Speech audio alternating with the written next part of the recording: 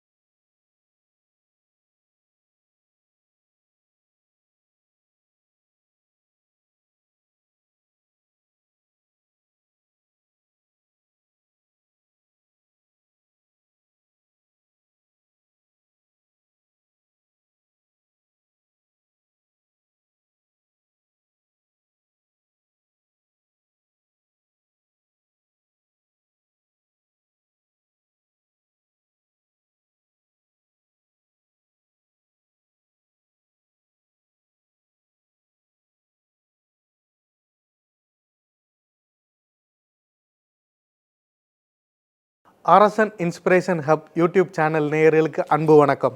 நான் உங்கள் குமரன் ராஜகோபால். இன்று நாம் நேர்காணல் காண இருக்கும் சிறப்பு விருந்தினர் கண்ணியமிகு காவலர், காவல்துறையில் கண்காணிப்பாளராகவும் தமிழ்நாடு காவல்துறை அகாடமிக் மற்றும் சென்னை அடையார் காவல்துறை துணை ஆணையராகவும் 32 வருடங்கள் பணியாற்றி காவல்துறையில் ஓய்வு பெற்ற சீர்மிகு சித்தனன் அவர்களை இன்று நாம் நேர்காணல் காண இருக்கிறோம். வாருங்கள், அவர்களுடன் கேட்பதற்கும் விவாதிப்பதற்கும் நிறைய கேள்விகள் உள்ளன. சார் வணக்கம், எப்படி இருக்கீங்க? வணக்கம், நல்லா இருக்கிறேங்க. உங்களுடைய இந்த பொன்னான நேரத்தை எங்கள் யூடியூப் சேனல் நேயர்களுக்கு ஒதுக்கினதுக்காண்டி நன்றி. நன்றி சார். நீங்கள் காவல்துறை கண்காணிப்பாளராகவும் துணை ஆணையராகவும் பணிபுரிந்தீங்க. உங்களுடைய இளமை காலம் எப்படி இருந்தது? உங்கள் குடும்பத்தார்களை பற்றியும் உங்கள் நண்பர்களை பற்றியும் கொஞ்சம் பகிர்ந்துங்களேன். அதாவது நான் தமிழ்நாடு காவல்துறையில் பணியில் சேரணும்னு நான் நினைக்கவே இல்லை. இது ஒரு ஆக்சிடெண்ட்டில் நடந்த ஒரு விஷயந்தான் அது. நான் தமிழ்நாட்டினுடைய தூத்துக்குடி மாவட்டத்தில் விளாத்திக்குளம் தாலுகாவில் ஒரு தங்கமாள்புரம் என்ற ஒரு சின்ன குக்கிராமம், அந்த குக்கிராமத்தில் நான் பிறந்தவன். எங்கள் ஊரில் நான் தான் முதல் கிராஜுவேட் அப்படின்னு கூட சொல்லலாம். அந்த மாதிரி ஒரு சூழ்நிலை. எங்கள் ஊரில் எங்கள் அப்பா, நான் 3ஆவது படிக்கும்போது எங்கள் அப்பா இறந்துட்டார். அவர் ஒரு 1ஆவது வரைக்கும் தான் படிச்சிருந்தார். பட் எங்கள் அம்மா 1ஆவது கூட படிக்கலை. அந்த மாதிரி ஒரு சூழ்நிலையில் எங்கள் ஊரில் இந்து கணபதி காசிநாதன் உயர்தர ஆரம்ப பாடசாலை அப்படின்னு ஒரு ஹையர் எலிமெண்ட்ரி ஸ்கூல் இருக்கும். அது ஃபுல்லாக தமிழ் மீடியம் தான். அந்த தமிழ் மீடியம் ஸ்கூலில் 8th வரைக்கும் எங்கள் ஊரில் நான் படித்தேன். நான் அதுக்கப்புறம் எங்கள் ஊர்லேருந்து ஒரு 5 கிலோமீட்டர் தேரி காடு சொல்லுவாங்க. இங்கே டெசர்ட் இருக்கு இல்லையா, அப்படிப்பட்ட மணல் காடு, அப்புறம் பனங்காடு அப்படின்னு சொல்லுவாங்க. அந்த மாதிரி இதில் ஒரு 5 கிலோமீட்டர் நடந்து போய் வேம்பார் அப்படின்னு ஒரு ஸ்கூல் இருக்குது. வேம்பார்னு ஒரு ஊர் இருக்குது. அந்த ஊரில் போர்டு ஹை ஸ்கூல் வேம்பார் அப்படின்னு சொல்லி high school 9th 10th 11th, இப்போதே 11th சொல்கிறோம். முன்னாடி எங்கள் காலத்தில் SSLCம்பாங்க. அது வரைக்கும் அந்த போர்டு ஹை ஸ்கூல் வேம்பாரில் தான் படித்தேன். ஆக 1ஆம் வகுப்புலேருந்து நான் படித்த அந்த SSLC வரைக்கும் தமிழ் மீடியத்தில் தான் நான் படித்தேன். ஆனால் எனக்கு மிகப்பெரிய ஒரு இன்ஸ்பிரேஷன் என்னென்னா, எனக்கு அம்மாவுடைய அப்பா தாத்தா அவர் பெரிய கவிஞர். பனை ஓலை அந்த சோட்டில் நிறையா எழுத்தாணி வச்சு எழுதுக்குவார். ரொம்ப பாட்டெலாம் எழுதுவார், நிறையா படிப்பார். அந்த ஒரு ஜீன் இருந்ததோ என்னமோ தெரியல, என்னை எங்கள் அம்மாவோ அல்ல எங்கள் வீட்டிலேயே யாருமே நீ படி அப்படின்னு சொல்லி ஒரு நாள் என்னை கடிந்து சொன்னதில்லை. அல்லது ஏன் படிக்கலை நீ இப்போ அப்படின்னு சொல்லி ஒரு இதில் அட்வைஸ் பண்ணது கூட இல்லை. நானாக உட்காந்து படிப்பேன். எங்கள் ஊரில் கரண்ட்டே கிடையாது. 1967 தான் நான் பிறந்தது. 1954 67 தான் எங்கள் ஊரில் எலக்ட்ரிசிட்டியே வந்தது. எங்கள் வீட்டில் கரண்ட் வந்தது 84 தான் வச்சுக்கோங்களேன். அந்த மாதிரி ஒரு சூழ்நிலை. அரிக்கன் லைட்டில் வச்சு தான் நாங்கள் அன்றைக்கி படிப்போம். நாங்கள் ஆனாலும் ஒரு வெறி, சாதனை பண்ணணும். நம்ம அப்பா அம்மா படிக்கலை, அவங்க 1ஆவது கூட படிக்காத அப்பா இருக்காங்க. ஆனால் அம்மா நம்ம எதுவுமே சொல்லாமல் ஒரு மிகப்பெரிய ஒரு நம்பிக்கை வைத்து நம்மளை படிக்க வைக்கிறாங்களே அப்படின்னு சொல்லிட்டு 1ஆம் வகுப்புலேருந்து அந்த SSLC வரைக்கும் ஸ்கூலில் நான் தான் ஃபஸ்ட் ரேங்க் வாங்கினேன். திருநெல்வேலி மாவட்டத்துலேயே அப்போ 3ஆவது ரேங்க் வாங்கினேன். அதுக்கப்புறம் சென்ட் சேவியர்ஸ் காலேஜில் போய் சேரலாம்னு சொல்லி சொன்னேன். படிக்கவா வேண்டாமா அப்படிங்கிற ஒரு சூழ்நிலை இருக்கும்போது எங்கள் அம்மா இல்லை நம்ம ஊர்லேயும் நீ தான் நல்லா படிக்கிறப்பா, நீ படி அப்படின்னு சொல்லி சப்போர்ட் பண்ணாங்க. எங்கள் அண்ணனும் கூட பெருமாள் அப்படிங்கிற அண்ணனும் சப்போர்ட் பண்ணி படி நீ அப்படின்னு சொன்னார். நான் படிக்கல, நீயா படி அப்படின்னு. ஸோ சென்ட் சேவியர்ஸ் காலேஜில் போனோம்னா கண்ணை கட்டி காட்டில் விட்ட மாதிரி என்ன குரூப் எடுக்கணும் என்ன பண்ணணும் அப்படிங்கிறது தெரியாது. எங்கள் ஊர் கிராமத்தை விட்டு முதலாக ஒரு டவுனுக்கு நான் போனது அப்போ தான், ஒரு நகரத்துக்கு போனது. அப்ளிகேஷன் வந்து நான் அந்த எஸ்எஸ்எல்சியில் அதிக மார்க் வாங்கிறதுனால அப்ளிகேஷன் போட்ட உடனே பியூசியில் என்ன குரூப் வேணும்னு கேட்டாங்க. சரி செகண்ட் குரூப் இந்த பயாலஜி குரூப் வேணும்னா மெடிக்கல்லாம் போகலாமே அப்படி சொன்னாங்க. உடனே சரின்னு அந்த பயாலஜி குரூப் எடுத்தேன். ஆனாலும் கூட பியூசி படிக்கிற போது பார்த்திங்கன்னா திடீர்னு தமிழ் மீடியத்துலேருந்து ஆங்கில மீடியத்துக்கு மாறினால என்னால் கோப்ப பண்ண முடியல. ரொம்ப கஷ்டம். ஆனாலும் கஷ்டப்பட்டு படித்து ஒரு 59.8% மார்க்கு தான் வாங்க முடிஞ்சது. ஸோ மெடிக்கல் போக முடியாது, அக்ரிகல்ச்சர் போக முடியாது, ஒன்றும் செய்ய முடியாது. ஆனால் ரொம்ப ஒழுக்கமான ஒரு மாணவனாக, ஒரு ரொம்ப கல்வி கற்கணும்னு ஒரு வேக்கை உள்ள ஒரு மாணவனாக நான் இருந்ததுனால எங்கள் பிரின்சிபல் அப்போ இருந்தவர், நீ ஜுவாலஜி எடுங்க அப்படின்னார் அவர். அதனுடைய சாதக பாதகங்கள் என்ன எனக்கு தெரியாது, ஏன்னா கைட் பண்ண ஆளே கிடையாது, எங்கள் ஊர்லேயும் கிடையாது, அங்கேயும் இல்லை. சரி ஜுவாலஜி எடுத்துக்கிறேன்னு. ஆனால் என்னுடைய நோக்கம் என்னென்னா இந்த குரூப்பு அந்த குரூப்புன்னு இல்லை, இந்த சப்ஜெக்ட் அந்த சப்ஜெக்ட் இல்லை, எந்த சப்ஜெக்ட் எடுத்தாலும் நம்ம தான் ஃபஸ்ட்டாக வரணும் அப்படிங்கிற ஒரு வெறி எனக்கு. ஜுவாலஜி எடுத்தேன். First year, second year, third year 3 Saint Xavier's காலேஜில் நான் தான் ஃபஸ்ட் ரேங்க். மதுரை காமராஜ் யூனிவர்சிட்டியில் தேர்ட் இயரில் தேர்ட் ரேங்க் வாங்கினேன் நான். அந்த அளவுக்கு நான் படித்தேன். அதுக்கப்புறம் படித்து முடிஞ்ச உடனே சென்னைக்கு எங்கள் அண்ணனுடைய, நான் சொன்னேன் இல்லையா, என் மூத்த சகோதரர் பெருமாள் அப்படிங்கிறவர் சென்னையில் பணிபுரிஞ்சிட்டு இருந்தார். அவர் கூட போய் தங்கியிருந்தேன் நான். அப்போ ஏதாவது ஒரு போஸ்ட்டு அப்ளை பண்ணலாமே அப்படின்னு சொல்லி இந்த எஸ்எஸ்பிம்பாங்க, செலெக்ஷன் சர்வீசஸ் போர்டு அப்படின்னு இருக்கும், சர்வீஸ் செலெக்ஷன் போர்டு அப்படின்னு கவர்மெண்ட் ஆஃப் இந்தியாவில் கிளரிக்கல் கேடர்ஸ் நிறைய செலக்ட் பண்ணுவாங்க. இன்னொன்று ஆர்பிஎஃப் சப் இன்ஸ்பெக்டருக்கு ஒன்று, அது ஒன்று. திடீர்னு தமிழ்நாட்டில் சர்வீஸ் கமிஷன் மூலமாக குரூப் 9 சர்வீசஸ் அப்படின்னு போட்டு சப் இன்ஸ்பெக்டர் ஆஃப் போலீஸ் அப்படிங்கிற போஸ்ட்டை direct recruitment through service commission முதல்ல எடுத்தாங்க. அதுக்கு முன்னாடி டிபார்ட்மெண்ட்டே செலக்ட் பண்ணுவாங்க. அப்போது எனக்கும் போலீஸுக்கு சம்மந்தமே கிடையாது, ஏன்னா ஸ்போர்ட்ஸ் அப்படிங்கிறது எனக்கு இந்த ஆக்டிவிட்டீஸே கிடையாது. படிக்கிற தவிர எதுவும் பண்ண மாட்டாங்க. எங்கள் ரூமில் தங்கியிருந்தவங்க எல்லாருமே, எங்கள் அண்ணன் கூட நான் ரூமில் தங்கியிருந்தேன், அவங்க எல்லாருமே வந்து இப்போ சப் இன்ஸ்பெக்டராக போஸ்ட்டு கால்ஃபார் பண்ணிருக்காங்க, நீ போட்டானே அப்படின்னு கேட்டாங்க. எனக்கு ஓட தெரியாது அல்லது எனக்கு பெரிய ஸ்போர்ட்ஸ் தெரியாதே, நான் போய் என்ன பண்ண போகிறேன் அப்படின்னா, இல்லை நீ போடு பார்த்துக்கலாம் நீ அப்படின்னாங்க.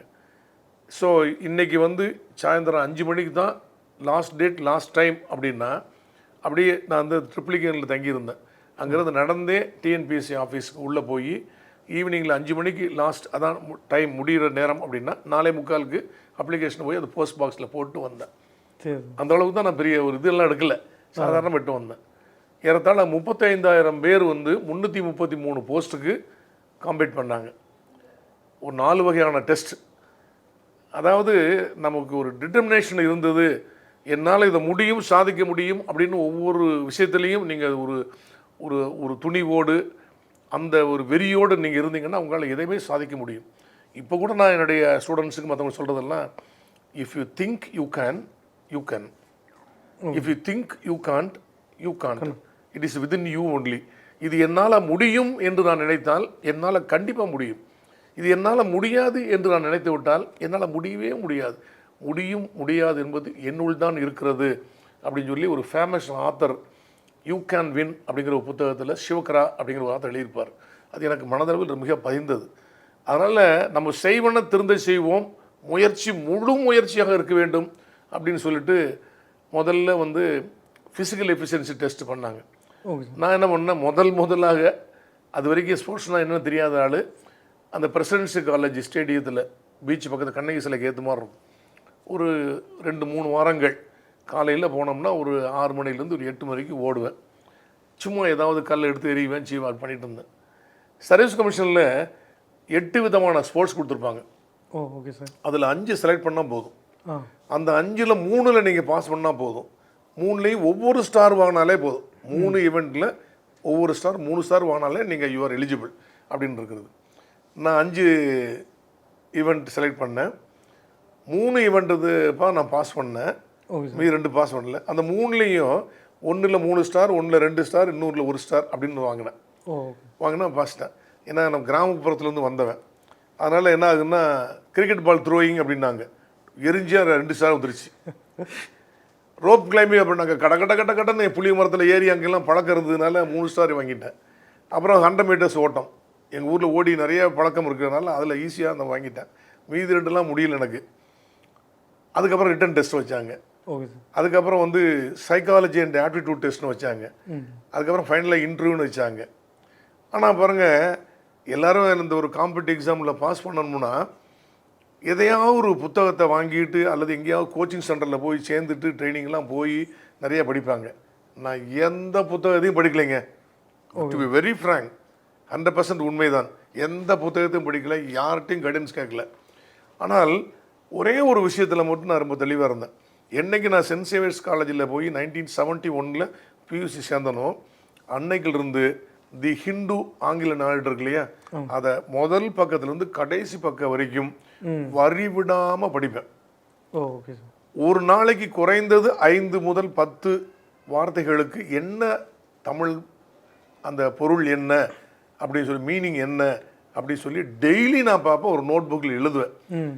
ஒரு 4 நாள் 5 நாள் எழுதி முடித்த பிறகு திருப்பி அது எனக்கு ஞாபகம் இருக்கிறதா, சரியாக நம்ம நினச்சி புரிஞ்சுருக்கோமா அப்படின்னு திருப்பி பார்ப்பேன். நான் இப்படியே என்னைய ப்ராக்டிஸ் பண்ணிவிட்டு நான் இந்த எக்ஸாமில் கமிட் பண்ணதுனால 35,000 பேர் போட்டி போட்ட அந்த சப் இன்ஸ்பெக்டர் தேர்வில் என்னுடைய ரேங்க் 37 அப்படின்னு செலக்ட் பண்ணி ஈஸியாக வந்துட்டேன். நான் இப்படி தான் நான் வந்து ஆக்சிடெண்ட்லாம் போய் சேர்ந்தனே தவிர இதுக்குன்னு போய் சேரணும் அப்படிங்கிறது இல்லை. ஆனால் நான் ஒன்று சொன்னேன் உங்ககிட்ட, எந்த ஒரு போட்டித் தேர்வில் கலந்துக்கிறதுக்கு முன்னாடி எங்கேயும் போய் நான் ஒரு ப்ராக்டிஸ் பண்ணலை, ஒரு புக்கு படிக்கலை, அதே மாதிரி ஒரு கோச்சிங் இன்ஸ்டியூட்டில் சேரல. ஒரேது என்னுடைய முழு நம்பிக்கை, விடாமுயற்சி, என்னால் இது முடியும் அப்படிங்கிறது. அதுக்கு இந்த ஹிந்து பேப்பர் எனக்கு ரொம்ப ஹெல்ப்பாக இருந்தது. இன்றைக்கு வரைக்கும் தினசரி காலையில் ஹிந்து பேப்பர் நான் படிக்கலைன்னா எதையோ பறி கொடுத்த மாதிரி நான் ஃபீல் பண்ணுவேன். இன்றைக்கி கூட ஹிந்து, அது மாதிரி Tamil Hindu, Times of India, Dinamalar, Dinakaran, ஒரு 5 நாளிதழ்களை தினசரியும் காலையில் வாக்கிங் போயிட்டு வந்த உடனே நான் படிக்காமல் இருக்கிறதே இல்லை. அப்படி எம்பவர் பண்ணிட்டு இருக்கிறது தான் உலக அறிவை பற்றி ரொம்ப அதிகமாக வச்சுருந்தது. ப்ளஸ் ஆங்கில அறிவை நான் வளர்த்து கொண்டது. இப்படிலாம் பண்ண போய் தான் என்னால் சாதித்து அந்த எக்ஸாமில் பாஸ் பண்ணி சப் இன்ஸ்பெக்டராக வர முடிஞ்சது. கண்டிப்பாக சார். உங்களுடைய 36 ஆண்டு கால பணியில் வந்து உங்கள் கடுமையான கஷ்டங்கள் காலங்களையெல்லாம் சந்திச்சிருப்பீங்க. அப்போ உங்களுக்கு உறுதுணையாக இருந்தது எது? உங்களுக்கு இன்ஸ்பிரேஷனாக இருந்தது எது? அதாவது போலீஸில் நாங்கள் சேரும்போதே சில மாணவர்கள் அங்கே அந்த பயிற்சியில் இருந்தவர்கள் என்ன பண்ணாங்கன்னா, ஐயோ என்ன காலையிலேருந்து நைட்டு வரைக்கும் காவல் பயிற்சி என்பது சாதாரணம் இல்லை. காலையில் 5 மணிக்கு எங்களுக்கு பீகிள் அப்படிம்பாங்க, அந்த இதை ஊதி எழுப்பி விட்ருவாங்க.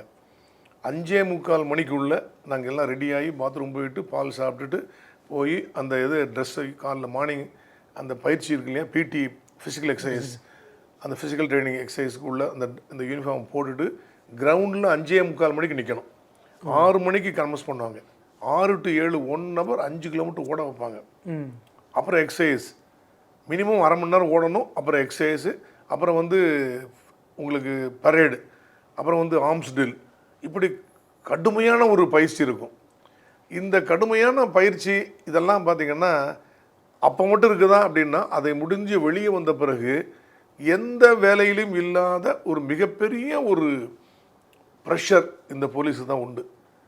அதனால் இந்த போலீஸில் வந்த உடனே ரொம்ப ஈஸியாக பண்ண முடியாது, ஒரு மாதிரி இது பண்ண முடியாது. ஆனால் எங்கள் போலீஸ் பயிற்சியில் அப்புறம் இந்த டிஐஜியாக இருந்தார், அப்புறம் டிஜிபியாக ரிட்டையர் ஆனாங்க திரு ஸ்ரீபால் அவர்கள். ஸ்ரீபால் அவர்கள் அந்த டிஐஜி அண்ட் பிரின்சிபலாக இருக்கும்போது சில பேர் இப்படி கடுமையான பயிற்சி, மோசமான பயிற்சியாக இருக்கிறது, நாங்கள் போலீஸ் வேலையை விட்டே போகிறாங்க, வேணாங்கன்னு டிசைட் பண்ணும்போது அவங்க சொன்னார், அப்படி பண்ணாதீங்க, ஒரு ஐஏஎஸ் படித்து முடிச்சு வந்த கலெக்டர் அல்லது வேறு ஐஎஃப்எஸ் முடிஞ்ச ஒரு foreign service officer or for that matter ஒரு தாசில்தார் ஆர் ஆர்டிஓ ஆர் யார் வந்தாலும் சரி தான், ஒரு சப் இன்ஸ்பெக்டர் லோக்கல் போலீஸ் ஸ்டேஷன்லேருந்து வந்தார் அப்படின்னா அவருக்குள்ள மரியாதையே தனி. கலெக்டர் கூட சப் இன்ஸ்பெக்டர் நடந்து வந்தான்னா, நான் சொல்கிறது 1976. ஓகே, இப்போ வந்து பெரிய பெரிய அதிகாரிகள் வந்தால் கூட சில நேரங்களில் மதிப்பே இருக்காது. இப்போ அப்படிப்பட்ட சூழ்நிலை மாறிடுச்சு. ஆனால் முன்னாடி அப்படி இல்லை. ஒரு சப் இன்ஸ்பெக்டர் வந்தான்னா கலெக்டரை பார்க்க மாட்டான், எல்லாம் அந்த சப் இன்ஸ்பெக்டர் யூனிஃபார்மில் வர்றதை பார்த்து தான் ரொம்ப விஷ் பண்ணுவாங்க. மரியாதை கொடுப்பாங்க. அதுவும் அந்த சப் இன்ஸ்பெக்டர் ஒரு நேர்மையானவராக இருந்தார். பொதுமக்கள்கிட்ட ஒரு கன்சர்னோட பொதுமக்கள் நண்பனாக பழகி பண்ணாங்கன்னா மிகப்பெரிய ஹீரோவை பார்ப்பாங்க. அப்படி பண்ணணும்னா நீ இந்த வேலையை ரிசைன் பண்ணக்கூடாது, போலீஸில் தான் நீங்கள் இருக்கணும் அப்படின்னாரு. ஆக காலையில் 6:45 மணிக்கு நாங்கள் போலீஸ் ஸ்டேஷனில் இருக்கணும். 7 மணிக்கு ரோல் கால் அப்படின்னு சொல்லி வந்த ஸ்ட்ரென்த்துடைய இதெல்லாம் அட்டண்டன்ஸ்லாம் எடுத்து நேற்று என்ன நடந்தது, இன்னைக்கு என்னென்ன டியூட்டிலாம் இருக்குது, உங்களுக்கு யாராருக்கும் என்ன டியூட்டின்னு பகிர்ந்து டியூட்டிலாம் அளிக்க வேண்டியது காலையில் கடமை. காலையில் 7 மணிக்கு நாங்கள் இதெல்லாம் முன்னாடி போய் செய்யணும். அப்புறம் 9 மணி ஆச்சு அப்படின்னா அன்றைக்கி எங்களுக்கு பந்தோபஸ்து ஏதாவது இருக்கலாம், கோர்ட்டுக்கு போக வேண்டியிருக்கலாம், ஹைகோர்ட்டு போக வேண்டியிருக்கலாம், அல்லது வேறு ஒரு முக்கியமான கேஸே வந்துடும். அது இல்லாமல் ஒரு 2 மணி வாக்கில் நம்ம சாப்பிட போகலாம் வீட்டுக்கு. இப்போல்லாம் அப்படி கூட சாப்பிட போக முடியறதில்லை, அவ்வளோ பிரச்சனைகள் அதிகமாகிருச்சு. திருப்பி ஒரு 3:30-4 மணிக்கு ஸ்டேஷனை வந்தோம்னா நாங்கள் நைட்டில் ஈவினிங் ஃபுல்லாக ரவுண்ட்ஸ் போகிட்டுருக்கோம். நைட்டில் 11 மணி 12 மணி கூட நாங்கள் வீட்டுக்கு வர வேண்டிய சூழ்நிலை இருக்கோம். வாரத்தில் ஒரு நாள் கம்பல்சரியாக நைட் ரவுண்ட்ஸு. அதுபோக சில வழக்குகள் சம்மந்தப்பட்ட குற்றம் சுமத்தப்பட்ட நபர்கள் அக்யூஸ் இருக்காங்க இல்லையா, அவங்களாம் ரொம்ப நாளாக பிடிக்காமல் இருந்தாங்கன்னா இன்றைக்கி எப்படியாவது பிடிக்கணும் விடக்கூடாதுன்னு சொல்லி யாருக்குமே சொல்லாமல் சீக்கிரட்டாக நாங்கள் பிளான் பண்ணி அவங்களுடைய தகவல்களையெல்லாம் ரகசியமாக சேகரித்து நைட்டில் 1 மணிலேருந்து 4 மணிக்குள்ள ஒரு ரைடு வைப்போம். மினிமம் வாரத்துக்கு ஒரு நாள். இப்படி வீட்டில் குழந்தைகள் என்ன படிக்கிறாங்க, என்ன பண்ணுறாங்க, அல்லது ஒய்ஃப் என்ன பண்ணுறாங்க, அம்மா என்ன பண்ணுறாங்க அப்படின்னு யாரையும் குடும்பத்தை பற்றியே கவனித்து கொள்ளாமல் 24 மணி நேரத்தில் குறைந்தபட்சம் உலகத்தில் ILO ஸ்டாண்டர்டில் 8 மணி நேரம் வேலை பார்த்தா போதுன்னு இருக்கும். ஆனால் நாங்கள் குறைந்தபட்சம் 15-16 மணி நேரம் வேலை பார்க்க கொண்டிருக்கோம். சனிக்கிழமை ஞாயிற்றுக்கிழமை விடுமுறை என்று பார்க்கவே முடியாது. பண்டிகை காலங்கள், பொங்கல், தீபாவளி அல்லது கிறிஸ்மஸ், நியூ இயர் அப்படின்னா எல்லாரும் நீங்கள் ஜாலியாக கொண்டாடுவீங்க. அன்றைக்கு தான் மிகப்பெரிய டியூட்டி எங்களுக்கு. இப்படி இதுலேயும் நல்லா வேலை பார்த்து மேலதிகாரிட்ட சித்தன்னா ஒரு நல்ல ஒரு காவல் அலுவலர், பொதுமக்கள் இன்ஸ்பெக்டர்கிட்ட போனோம்னா டிஎஸ்பிகிட்ட போனோம்னா ஒரு நல்லா செய்வார் அப்படின்னா நீங்கள் முழு கவனத்துடன் உங்கள் கடமையை செய்து நல்ல வேலை பார்க்கணும் அப்படின்னா போலீஸில் ஒரு குட் போலீஸ் ஆஃபீஸர், நல்ல காவல் அலுவலர் என்ற பெயரை எடுக்கணும் அப்படின்னா ஒரு நல்ல கணவனாக இருக்க முடியாது, நல்ல ஒரு அப்பாவாக இருக்க முடியாது, நல்ல ஒரு மகனாக இருக்க முடியாது, நல்ல ஒரு குழந்தைகளுக்கு அல்லது சகோதரனாக இருக்கவே முடியாது, குடும்பத்துக்கு நேரம் ஒதுக்கவே முடியாது. அப்படின்னா தான் நீங்கள் பொதுமக்கள் மத்தியில் மிக நல்ல காவல் அலுவலர் என்று சட்டம் ஒழுங்கை நிலைநாட்டி பொதுமக்களுக்கு ஒரு நல்ல ஒரு பாதுகாப்பை அளிக்க முடியும். அப்படி பண்ணுறேன்னா அதுக்கெல்லாம் காரணம் என்னை பொறுத்த மட்டில் எங்கள் அம்மா, என் மனைவி தான். எத்தனை மணி நேரம் நீங்கள் சொன்னீங்க யார் இப்படி தூண்டுதலாக இருந்தாங்க, உறுதுணையாக இருந்தார்கள்னு சொல்லி. அம்மாலாம் பார்த்தீங்கன்னா நைட்டில் 11 மணி 12 மணிக்கு வந்த ஸ்டேஷன்லேருந்து வந்தேன் அப்படின்னா அப்போ தான் உட்காந்து என்ன தோசை சாப்பிட்றியா இட்லி சாப்பிட்றியா, அந்த நேரத்தில் நான் போய் உடை மாற்றி விட்டு கொஞ்சம் அப்படி ரெஃப்ரெஷ் பண்ணி வர்றதுக்குள்ளே சூடாக கொடுக்குன்னு நினைப்பாங்க. அதே மாதிரி என் ஒய்ஃபு 12 மணி 1 மணி சில நேரங்களில் நான் 11 மணிக்கு வந்துடுறேன் அப்படின்னா சாப்பிடாமல் வெயிட் பண்ணுவாங்க. ஒரு நாள் நைட்டில் என்ன வேணும் அப்படின்னாங்க, இன்றைக்கி மாதிரி இது இப்படி பண்ணுங்களா சாப்பிட்றேன் அப்படின்னு சொல்லிட்டேன் எங்கள் ஒய்ஃப்கிட்ட. அவங்க ரெடி பண்ணிட்டாங்க. 11னா 12:30 வந்துடுவார் அப்படி இருக்காங்க. 12 மணி வரல, என்ன டைனிங் டேபிள் அப்படியே தூங்கிட்டாங்க. அப்படியே இப்படி வச்சு தூங்கிட்டு இருக்காங்க. காலைல 3 மணிக்கு தான் போனேன். ஆனால் இன்றைக்கி முக்கியமான ஒரு வேலை, ஒரு கொலை வழக்கு, அதில் குற்றவாளியை கண்டுபிடிக்க வேணும், இல்லைன்னா அடுத்த நாள் காலையில் மிகப்பெரிய சட்ட ஒழுங்கு பிரச்சனை ஏற்பட்டு விடும் அப்படின்னு சொல்லிட்டு எனக்கு வீட்டில் ஃபோன் பண்ணி இப்போ மாதிரி மொபைல்லாம் கிடையாது. அப்போ வீட்டில் லேண்ட்லைன் தான். அது லேண்ட்லைனோட சொல்லியிருக்கலாம், பட் நம்ம தான் போயிடுவோம் இல்லைன்னு நினச்சா அதுக்குள்ளே பிரச்சனை வந்துருச்சு. நாங்கள் போனேன் வீட்டுக்கு. நான் 3-3:30 மணிக்கு வரும்போது டைனிங் டேபிள்லேயே என் ஒய்ஃப் தூங்கிட்டு இருக்காப்புல. நான் என்னப்பா இப்படி தூங்கிட்டு இருக்கேன் பெட்ரூம்னு, இல்லை நீங்கள் வருவேன்னு சொன்னீங்களா அப்படியே அசந்துட்டேன் நான் அப்படின்னாங்க. நான் பெட்ரூமுக்குள்ளே போயிட்டு யூனிஃபார்ம்லாம் அவுத்து போட்டுட்டு அதுக்கப்புறம் நான் வேறு மஃப்டி ட்ரெஸ் பண்ணிவிட்டு பாத்ரூம்லாம் போயிட்டு வந்துட்டு என்ன அது உட்காந்துட்டே இருக்கேன் படுக்கலையா அப்படின்னா, நீங்கள் சாப்பிடலே இல்லை. எப்பா நான் சாப்பிட்டேன்ப்பா, நான் வேறு வழி இல்லை, டக்குன்னு சாப்பிட்டு இல்லைன்னா 3 மணிக்கு இருக்க முடியாது. நீ சாப்பிட்டியா? இல்லை நீங்கள் வந்த பிறகு சாப்பிடலாம்ன்றதை சாப்பிடவே இல்லை அப்படின்னாங்க. இப்படிப்பட்ட தியாகங்களையெல்லாம் எனது மனைவியும் அம்மாவும் செய்ததுனால தான் இப்படிப்பட்ட ஒவ்வொரு போலீஸ் ஆஃபீஸருடைய மனைவிகளும் அல்லது குழந்தைகளும் அல்லது அவங்களுடைய அப்பா அம்மா அவங்கெல்லாம் பெரிய தியாகத்தை செய்து இந்த பிள்ளை நமக்காக வேண்டி குடும்பத்துக்கு பெருசாக செய்யலாம் கூட அந்த நாட்டுக்காக செய்கிறானே அப்படின்னு சொல்லி பெரிய மனசு பண்ணி சகித்து கொண்டு எங்களுக்கு உறுதுணையாக ஒத்துழைப்பாக இருந்ததனால்தான் ஒரு போலீஸ் ஆஃபீஸர் நல்ல போலீஸ் ஆஃபீஸர் என்று பொதுமக்களுக்கு சேவை செய்து நல்ல பெயர் வாங்க முடிகிறது. கண்டிப்பாக சார். இவ்வளோ கடுமையான பணிச்சூழல்கள்லையும் ஒரு போலீஸ் அதிகாரியாக இந்தியாவிலே 13 புத்தகங்கள் எழுதியிருக்கீங்க. அது மேலே இன்னமும் புத்தகங்கள், இந்த ஆர்வம் உங்களுக்கு எங்கேருந்து தூண்டியது? இன்னும் எதுவும் புத்தகங்கள் இது எழுதி? சரியான ஒரு கேள்வி. இந்த கேள்விக்கு பதிலளிக்கிறது ரொம்ப எனக்கு ரொம்ப சந்தோஷம். எப்படின்னா 1976 அக்டோபர் முதல் 77 அக்டோபர் 12 வரை எங்களுக்கு அடிப்படை அந்த போலீஸ் ட்ரைனிங் காலேஜில் பயிற்சி அசோக்நகரில் 1 இயர் ட்ரைனிங். அது முடிந்தவுடன் அடுத்த 6 மாதங்கள் எங்களுக்கு வந்து ப்ராக்டிக்கல் ட்ரைனிங் அப்படின்னு போடுவாங்க. Okay sir. ப்ராக்டிக்கல் ட்ரைனிங் அப்படின்னா வத்ராயிருப்பு போலீஸ் ஸ்டேஷன் அப்படின்னு சொல்லியிருக்கோம். அப்போ முன்னாடி ராமநாதபுரம் மேற்கு மாவட்டம் அப்படின்னு சொல்லுவாங்க. சரி சார். அந்த போலீஸ் அங்கே மேற்கு மாவட்டத்தில் வந்து எங்களுக்கு ப்ராக்டிக்கல் ட்ரைனிங் 6 மாதம். அப்போ அங்கே செல்வின் தங்கதுரை அப்படின்னு ஒரு இன்ஸ்பெக்டர், பெரிய வெட்டரன் போலீஸ் ஆஃபீஸர், ஒரு 6.25 அடி உயரம் இருக்கும், குரல் எப்படி சிம்ம குரலோன். ஒரு போலீஸ் ஆஃபீஸர்னா அரசியல்வாதினாலும் சரி அல்லது வேற ஒரு ரவுடி பையனாக இருந்தால் கூட சரி தான், யாருமே அவர் பார்த்தா பயப்படாமல் இருக்க முடியாது. Honest to the core, straight forward, கடின உழைப்பாளி, வேலை தெரிந்தவர், சட்டம் தெரிந்தவர். அவர்கிட்ட எனக்கு ட்ரைனிங் போட்டது மிகப்பெரிய எனக்கு ஒரு குடிப்பனை வைங்களேன். 6 மாதம் அவர்கிட்ட தான் ட்ரைனிங் எடுத்தேன். கசைக்கு பிழிவார்.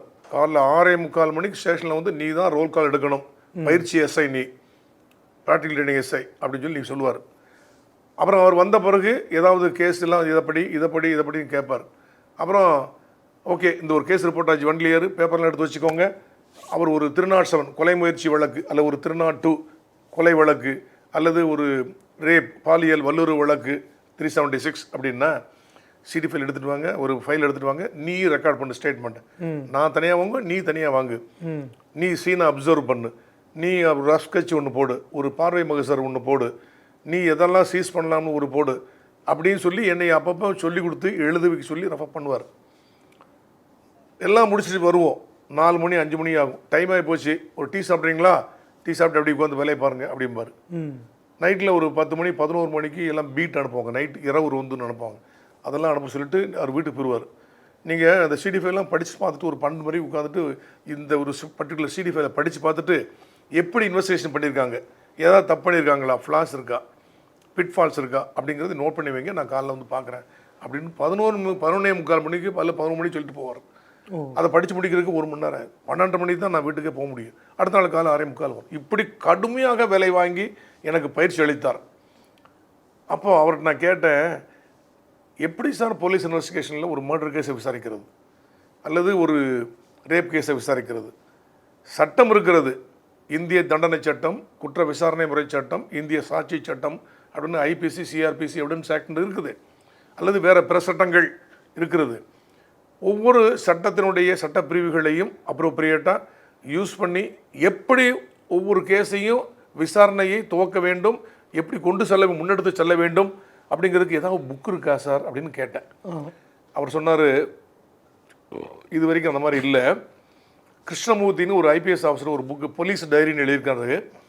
அதில் வந்து எப்படின்னா, கொலை அப்படின்னா 302 ஐபிஎஸ்சி, அது பனிஷ்மெண்ட், அதுக்கு வந்து ஜட்ஜ்மெண்ட்ஸ் இருக்கும், சுப்ரீம் கோர்ட், ஹைகோர்ட் ஜட்ஜ்மெண்ட்ஸ் 10 இப்படி இருக்கும், அதை கொடுத்துருப்பார். அவ்வளோதான், வேறு எப்படி நீ பண்ணணும் என்ன பண்ணலாம் ஒன்றும் சொல்லிருக்க மாட்டாங்க. அதனால் என்ன செய்யுங்க, நீங்கள் கொலை வழக்குகள் 2-3 கேஸ் ஃபைல், அது மாதிரி கேஸ் டைரிஸ்னு சொல்லுவோம் நாங்கள், அது மாதிரி ரேப் கேஸ், அது மாதிரி ஒரு டெக்காயிட்டி அல்லது ராபரி அல்லது ஒரு ஹர்ட் கேஸ், ஒரு காய வழக்குகள், இதெல்லாம் ஒரு 10 கேஸ் சிடி ஃபைல் எடுத்துக்கோங்க.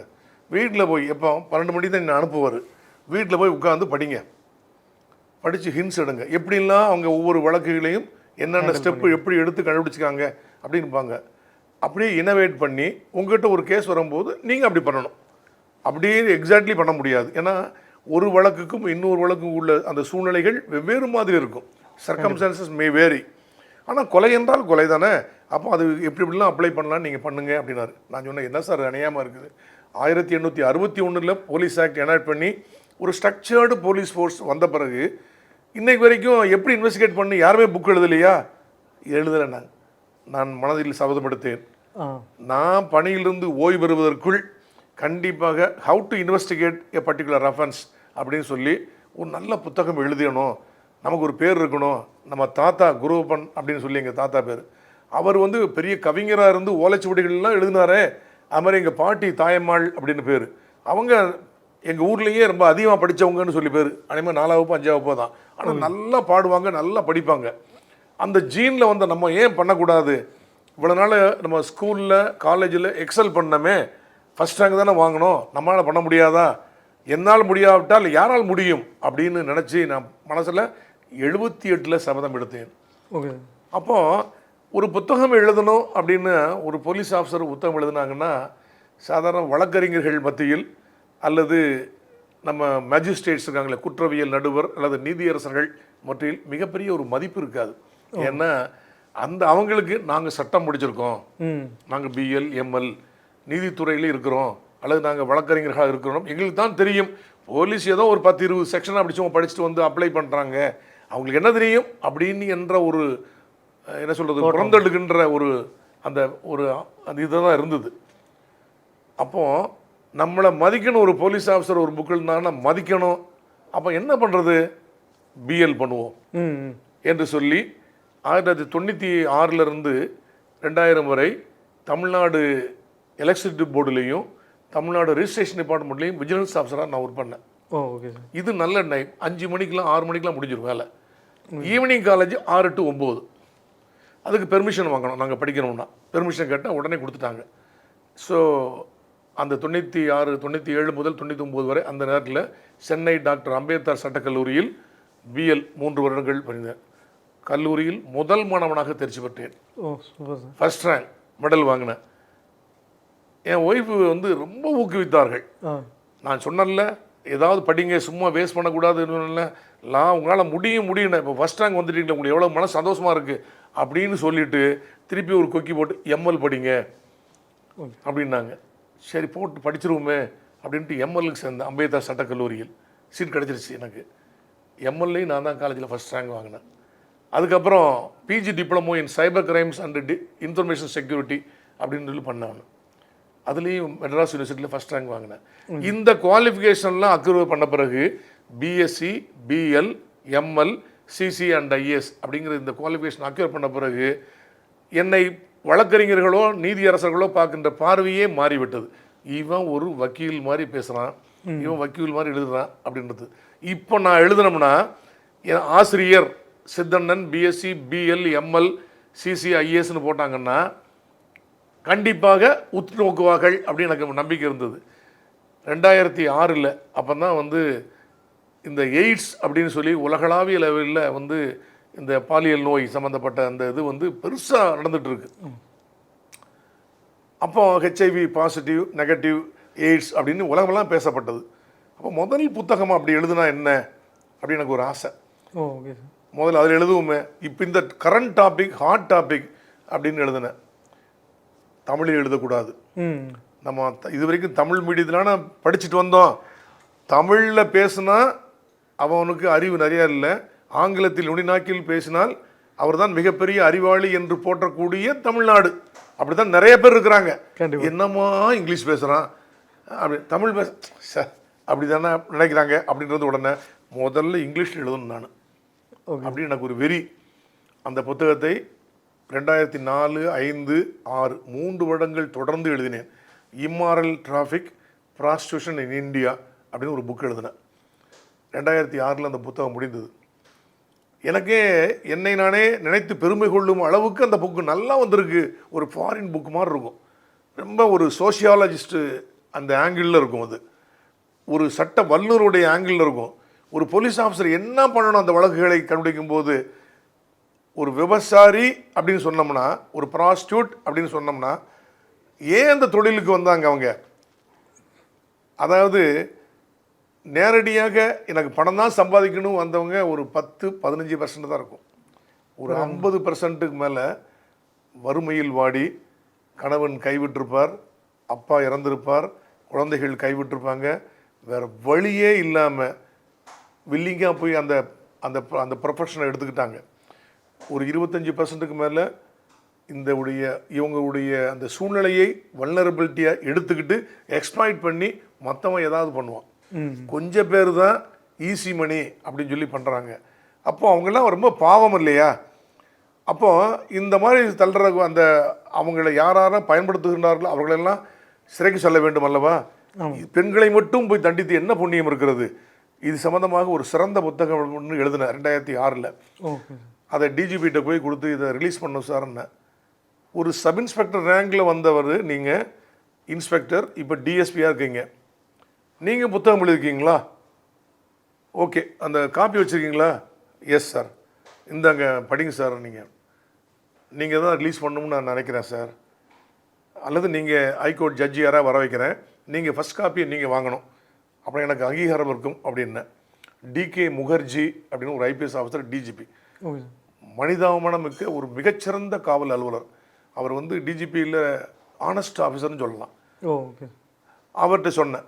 அவர் ஒன்றுமே சொல்லாமல், ஓகே புக்கை கொடுங்க, படித்து பார்ப்போம், எப்படி இருக்குன்னு பார்ப்போம், நான் வந்து ரிலீஸ் பண்ணோம்னா எப்படி இருக்குன்னு பார்க்கலாமே அப்படின்னாரு. எவ்வளோ நாள் டைம் ஆகும் சார்ண்ணே? எவ்வளோ நாள் வேணும் கொடுப்பீங்க நீங்கன்னாரு. 2 months எடுத்துக்கோங்க சார், நீங்கள் பார்த்துட்டு நீங்கள் சொல்லுங்கள் அப்படின்னா. கரெக்டாக 1 week கழித்து 8வது நாள் எனக்கு பேசினார். அந்த கேம்ப் கிளார்க் பேசி, டிஜிபி உங்களை வர சொல்கிறாருனார். ஆஃபீஸுக்கு போனேன். உங்கள் புக்கு ரொம்ப சூப்பராக இருக்குது, இது வரைக்கும் அந்த மாதிரி புக்கை நான் பார்க்கவே இல்லைங்க, நான் ரிலீஸ் பண்ணுறேன், பெஸ்ட்டு புக்கு, கை கொடுங்க முதல்ல அப்படி உட்கார சொல்லி காஃபி கொடுத்து கை கொடுத்துட்டு, எங்கே ரிலீஸ் பண்ணலாம் பார்க்குறீங்க? நான் பிடி தியாகராய ஹால் டி நகரில் வச்சு ரிலீஸ் பண்ணலாம். அதுக்கு வாடகை எவ்வளோ இருக்கும் சார்? அப்போ 8000 என்னமோ வருது சார், கார்பரேஷன் ஹால் தான். அப்புறம் மொத்த செலவெல்லாம் பண்ணால் ஒரு 10,000 15,000 ஆயிரும் இல்லையா?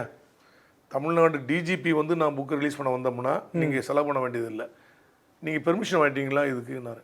சார் அக்கேஷனல் பப்ளிகேஷனுக்கு பெர்மிஷன் வாங்க வேண்டாம்னு இருக்கு, நான் வாங்கலைங்க சார். யாராவது தவறாக சொல்லுவாங்க, பெர்மிஷன் வேணும் எனக்கு அப்ளை பண்ணுங்க அப்படின்னாரு. யார் பப்ளிஷ் பண்ணுறாங்க? யார்ட்டையா கொடுக்கலாமா? உங்கள் ஒய்ஃபே பப்ளிஷ் பண்ணிட்டுங்க, அவங்க கிராஜுவேட் தானே, அவங்க நேமில் பண்ணுங்க, ஒய்ஃப் என்ன சம்பாதிக்கூடாதுன்னு இருக்குதா, அந்த நேமில் பண்ணுங்க நீங்கள் அப்படின்னா. சரின்னு எழுதி ஒரு லெட்டர் கொடுத்தேன். ஒரே வாரத்தில் கவர்மெண்ட்டில் அந்த லெட்டர் அவரே ஒரு பக்கத்துக்கு எழுதி பெர்மிஷன் வாங்கி ஜியோ வாங்கி கொடுத்தாரு. அப்புறம் ஹைகோர்ட் ஜஸ்டிஸ் மோகன் ராம் அப்படின்னு இருந்தாங்க. அப்புறம் நிறைய பேர், லத்தியாச்சரன் இப்போ டிஜிபி ரிட்டையர் ஆனாங்க, ராதாகிருஷ்ணன் டிஜிபி ரிட்டையர் ஆனாங்க, டி ராஜேந்திரன் டிஜிபி ரிட்டையர் ஆனாங்க. இவங்க எல்லாம் வந்து அந்த முதல் புக்கை ரிலீஸ் பண்ணாங்க 2006. ரொம்ப மிக சிறப்பான ஒரு புத்தகமாக வந்துச்சு. லக்ஷ்மி நாராயணன் ஒரு டிஜிபி ரிட்டையர்டு, அதாவது விஆர் லக்ஷ்மி நாராயணன் சொல்லுவாங்க, விஆர் கிருஷ்ணய்யர் அப்படின்னு உச்சநீதிமன்றத்தினுடைய நீதிபதி உத்தரவிட்டார். மிக மிக ஆனஸ்டானது. உச்சநீதிமன்ற வரலாற்றில் ஒரு கிருஷ்ணய்யர் மாதிரி ஒரு ஜட்ஜ் இருந்தாருன்னு யாருமே சொல்ல முடியாது. அவர் ஒரு ஜட்ஜ்மெண்ட் கொடுத்தோம்னா ஒரு 10 பக்கம் எழுதினாருன்னா நீங்கள் அதை படித்து முடிக்கிறதுக்கு 1 நாள் ஆகும், புரியாது. ஒவ்வொரு லைனுக்கும் பார்த்தீங்கன்னா ஆங்கில வார்த்தைகள், அப்படி ஒரு வார்த்தைகள், அப்படி ஆங்கிலம் கற்கணும்னா ஜட்ஜ்மெண்ட்டை படித்தா போதும். அப்படி ஒரு மிக ஆனஸ்டான ஆஃபீஸர். அவருடைய தம்பி தான் விஆர் லக்ஷ்மி நாராயணன், தமிழ்நாடு டிஜிபியாக இருந்தார். அவர் இந்த புக்கை, அவருக்கு நான் அவர்கிட்ட ஒர்க் பண்ணவே இல்லை, ஆனால் அவர் இந்த புக்கை வாங்கி படிச்சுட்டு எனக்கு ஒரு லெட்டர் எழுதினார். நான் யாரோ எழுதிக்காங்கன்னு, அப்போ I was vigilance officer, corporation of Chennai அங்கே இருந்தேன். Okay sir. அந்த லெட்டரை படித்தேன். பார்த்தோம்னா, to be very frank, I took this book most reluctantly, but the irony is once I took it I put it down most reluctantly. இந்த புத்தகத்தை நான் கையில் எடுக்கவே தயங்கினேன். ஏன்னா ப்ராசிக்யூஷனை பற்றி சொல்லக்கூடிய புக்கு, ஆனால் கையில் எடுத்த பிறகு கீழே வைக்கவே நான் தயங்கினேன், அவ்வளவு இன்ட்ரெஸ்டான புக்கு அப்படின்னு எழுதிட்டு இன்னொரு வார்த்தை எழுதினார். ஜார்ஜ் பெர்னார்ட்ஸை பற்றி தெரியும் உங்களுக்கு, மிகப்பெரிய உலக தத்துவஞானி, author. Mr George Bernard Shaw's book on Mrs Warren's profession has not bettered Mrs Sithern's book under review அப்படின்னு எழுதினார். உலக தத்துவஞானி ஜார்ஜ் பெர்னார்ட்ஸா புக்கு சித்தனன் புக்கோட நல்ல புக் இல்லைங்க அப்படின்னு எழுதினார். இன்றைக்கும் நான் தினசரி ஒரு தடவை அந்த லெட்டர் எடுத்து நான் படிப்பேன். அந்த மாதிரி ரொம்ப இதாக பண்ணிகிட்டு இருந்தேன். அதுக்கப்புறம் என்னுடைய கனவு புத்தகமான போலீஸ் இன்வெஸ்டிகேஷனை பற்றி எப்படி பண்ணி எழுதணுமே சொல்லி 2006, 2007, 2008 அப்படியே உட்காந்து நைட்டும் பகலும் ஒரு நாளைக்கு 8 மணி நேரம் கூட உட்காருவேன் நைட்டில். போலீஸ் வேலையை முடிஞ்சு போச்சுன்னா 5 மணி 6 மணிக்கு கூட நைட்டில் 11 மணி 12 மணிக்கு திடீர்னு நைட்டில் தூங்கிட்டோம்னா காலைல 3 மணிக்கு உட்காந்து நான் வாட்டு எழுதுவேன். அப்படியே நான் ஒரு லெட்டர் பேடு மாதிரி வச்சுக்கிட்டு எப்பப்பெல்லாம் தோணுத பாயிண்ட்ஸ் நோட் பண்ணுவேன். Police investigation powers tactics and techniques அப்படின்னு ஒரு புக் எழுதினேன். அதை 2008 மறுபடியும் டிஜிபி எல்லோரும் தான் ரிலீஸ் பண்ணாங்க. அந்த புக்கு ரிலீஸ் பண்ணாங்க. மிகப்பெரிய புக்கு, மிகப்பெரிய ஒரு இது. அந்த இப்போது தமிழ்நாட்டில் போலீஸ் ஸ்டேஷனில் எல்லா போலீஸ் ஸ்டேஷன்லையும் எல்லா போலீஸ் ஆஃபீஸரும் வாங்க ஆரம்பிச்சிட்டாங்க அந்த புக்கு. 2010 நான் டெப்டி கமிஷனர் ஆஃப் போலீஸ் அப்படின்னு கார்பரேஷன்லேருந்து ப்ரொமோஷன் ஆகி அடையார் டிசியாக வந்தேன். அடையார் டிசியாக இருக்கும்போது அந்த சார்ஜ் எடுத்த உடனே நாங்கள் நார்மலி எஸ்பி அந்தஸ்துக்கு மேலே உள்ள அந்த அதிகாரிகள் எஸ்பி அண்ட் எபவ் சீஃப் மினிஸ்டரை கால் அவுட் பண்ணணும். ஏன்னா அவர் தான் போலீஸ் போர்ட்ஃபோலியோ மினிஸ்டர் அப்படின்ட்டு. அப்போ வந்து திரு கலைஞர் அவர்கள் வந்து அங்கே சீஃப் மினிஸ்டராக இருந்தாங்க. நான் என்ன பண்ணேன், என்னுடைய புக் எடுத்துக்கிட்டு எல்லாம் பண்ணிவிட்டு ஒரு சால்வை, ஏன்னா மலர் கூத்து கொடுக்கக்கூடாது, அவருக்கு அப்போ கொஞ்சம் அலர்ஜி, அதனால் வேணான்ட்டாங்க. சால்வை ப்ளஸ் என் புக்கு 2 கொண்டு போனேன். நிறைய ஒரு 4-5 ஆஃபீஸர் போனோம். சீஃப் மினிஸ்டர் விஷ் பண்ணிவிட்டு, என் பெயர் சித்தண்ணன், அடையாரில் காவல் துணை ஆணையாளராக நான் பணியை சேர்ந்துருக்கிறேன் அப்படின்னு சொல்லி அந்த சால்வை கொடுத்தோடனே வாழ்த்துக்கள், நல்லா ஒர்க் பண்ணுங்க அப்படின்னு வாங்கிட்டார். உடனே இந்த புக்கு 2 கொடுத்தேன். ஐயா இந்த புக்கு 2 நானே எழுதிக்கிறேன் அப்படின்னு சீஃப் மினிஸ்டர்கிட்ட கொடுத்தேன், முதலமைச்சர்கிட்ட. அந்த புக்கை இப்படி வாங்கினார், இப்படி பார்த்தார், இப்படி என்னையை பார்த்தாரு, இப்படி பார்த்தாரு. சித்தண்ணன் நீங்கள் கர்நாடகாவா அப்படின்னாரு. இல்லையா நான் கோவில்பட்டி பக்கம் தங்கமானபுரம் விளாத்துவன் தாலுக்கு கோவில்பட்டியில் கல்யாணம் பண்ணியிருக்கிறேன். தங்கமானபுரம் பக்கம் தான் நேட்டிவ் எனக்கு. அப்போ அந்த திருநெல்வேலி மாவட்டம் இப்போதைய தூத்துக்குடி மாவட்டம் அப்படின்னு. இல்லை கர்நாடகாவில் தான் சித்தண்ணன்கிற பேர் அதிகமாக இருக்கும், அதனால தான் அப்படி கேட்டேன். சரி ரொம்ப சந்தோஷம், நல்லா புத்தகம் எழுதிருக்கீங்க, 2 புத்தகம் ஆங்கிலத்தில் எழுதிருக்கீங்களே ஏன் அப்படின்னு கேட்டார். சார் நான் சாதாரண குடும்பத்துலேருந்து வந்தவன், எங்கள் அப்பா அம்மா படிக்கவே இல்லை. ஆனால் தமிழ்நாட்டில் ஒரு கெட்ட பழக்கம், ஆங்கிலத்தில் பேசினால்தான் அறிவாளி, தமிழில் பேசினா அவனுக்கு அறிவில்லை அப்படிங்கிற மாதிரி பொதுமக்கள் நினைப்பு இருக்குது. ஏன் எங்கள் டிபார்ட்மெண்ட்லேயே என்ன இருக்குது மேலதிகாரி மத்தியில், அதை உடைத்தெறிய வேண்டுமானால் நான் வந்து ஒரு புத்தகம் ஆங்கிலத்தில் எழுத வேண்டும் முதலில் நினைத்தேன். என் first book immoral traffic prosecution இந்தியான்னு ஆங்கிலத்தில் எழுதினேன். 2வது புக்கு போலீஸ் இன்வெஸ்டிகேஷன் அப்படிங்கிறது இப்போ நான் ஆங்கிலத்தில் எழுதியிருக்கேன் அப்படின்னா. ரொம்ப சந்தோஷம், உங்கள் வெறி கோபம் புரிகிறது. தமிழ் எழுதுனா நான் படிப்பேன்ல, தமிழ்நாட்டு மக்கள்லாம் படிப்பாங்கல்ல, தமிழ் எழுத மாட்டிங்களா அப்படின்னாரு. ஐயா நீங்கள் சொன்னது ரொம்ப நான் மனசார ஏற்றுக்கிறேன். அடுத்த இந்த 2 புத்தகங்களும் தமிழில் விரைவில் வெளிவரும். இந்த புக் எவ்வளோ மேக்ஸிமம் தமிழ் எழுத முடியுதோ எழுதுகிறேன் அப்படின்னு சொன்னேன். 2013 இந்த போலீஸ் இன்வெஸ்டிகேஷன் சிங்கிள் வால்யூமாக போட்ட புக்கை வால்யூம் 1 வால்யூம் 2ன்னு போட்டு இங்கிலீஷில் ரொம்ப, அதாவது 750 பக்கம் இருந்ததை 1100 பக்கமாக அப்டேட் பண்ணி 2 வால்யூமாக இங்கிலீஷில் விட்டேன். அதே 2 வால்யூமாக காவல் புலன் விசாரணை அதிகாரங்கள் அணுகுமுறைகள் மற்றும் நுணுக்கங்கள் அப்படிங்கிற தலைப்பில் வால்யூம் 1 and 2 பகுதி 1 and 2 அப்படின்னு போட்டு நான் விட்டேன். அப்புறம் ஐபிசி சிஆர்பிசி எவிடன்ஸ் ஆக்ட் தமிழில் விட்டுட்டேன். அதே மாதிரி இந்த பட்டியல் சாதிகள் அதுக்குள்ளே அட்ராசிட்டி செகண்ட்ஸ் எஸ்சிஸ் அண்ட் எஸ்டிஸ் புக்கு, பாக்ஸோ ஆக்டும்பாங்க பாலியல் குற்றங்களிலிருந்து குழந்தைகளை பாதுகாக்கும் சட்டம், அப்புறம் ஜுவனைல் ஜஸ்டிஸ்ம்பாங்க care and protection of children act 2015 இப்படிப்பட்ட சட்டங்கள் எல்லாம் பண்ணி நிறைய புத்தகங்கள் 13 புத்தகங்கள் எழுதி வெளியிட்டேன். ஈவன் நேஷ்னல் போலீஸ் அகாடமி ஹைதராபாத்தில் இந்த போலீஸ் இன்வெஸ்டிகேஷன் புக்குங்கிறது ஐபிஎஸ் ஆஃபீஸருக்கு டெக்ஸ்ட் புக்காக வைக்கிற அளவுக்கு அவங்களுக்கு வாங்கி தர்ற அளவுக்கு மிக பிரபலமானது. ஏன் தமிழ்நாட்டிலே கூட ஜுடிஷியல் அகாடமியில் ரொம்ப famous, Tamil Nadu police training college police அகாடமியில் என்னுடைய புக்கு போலீஸ் இன்வெஸ்டிகேஷன் ஃபேமஸ்.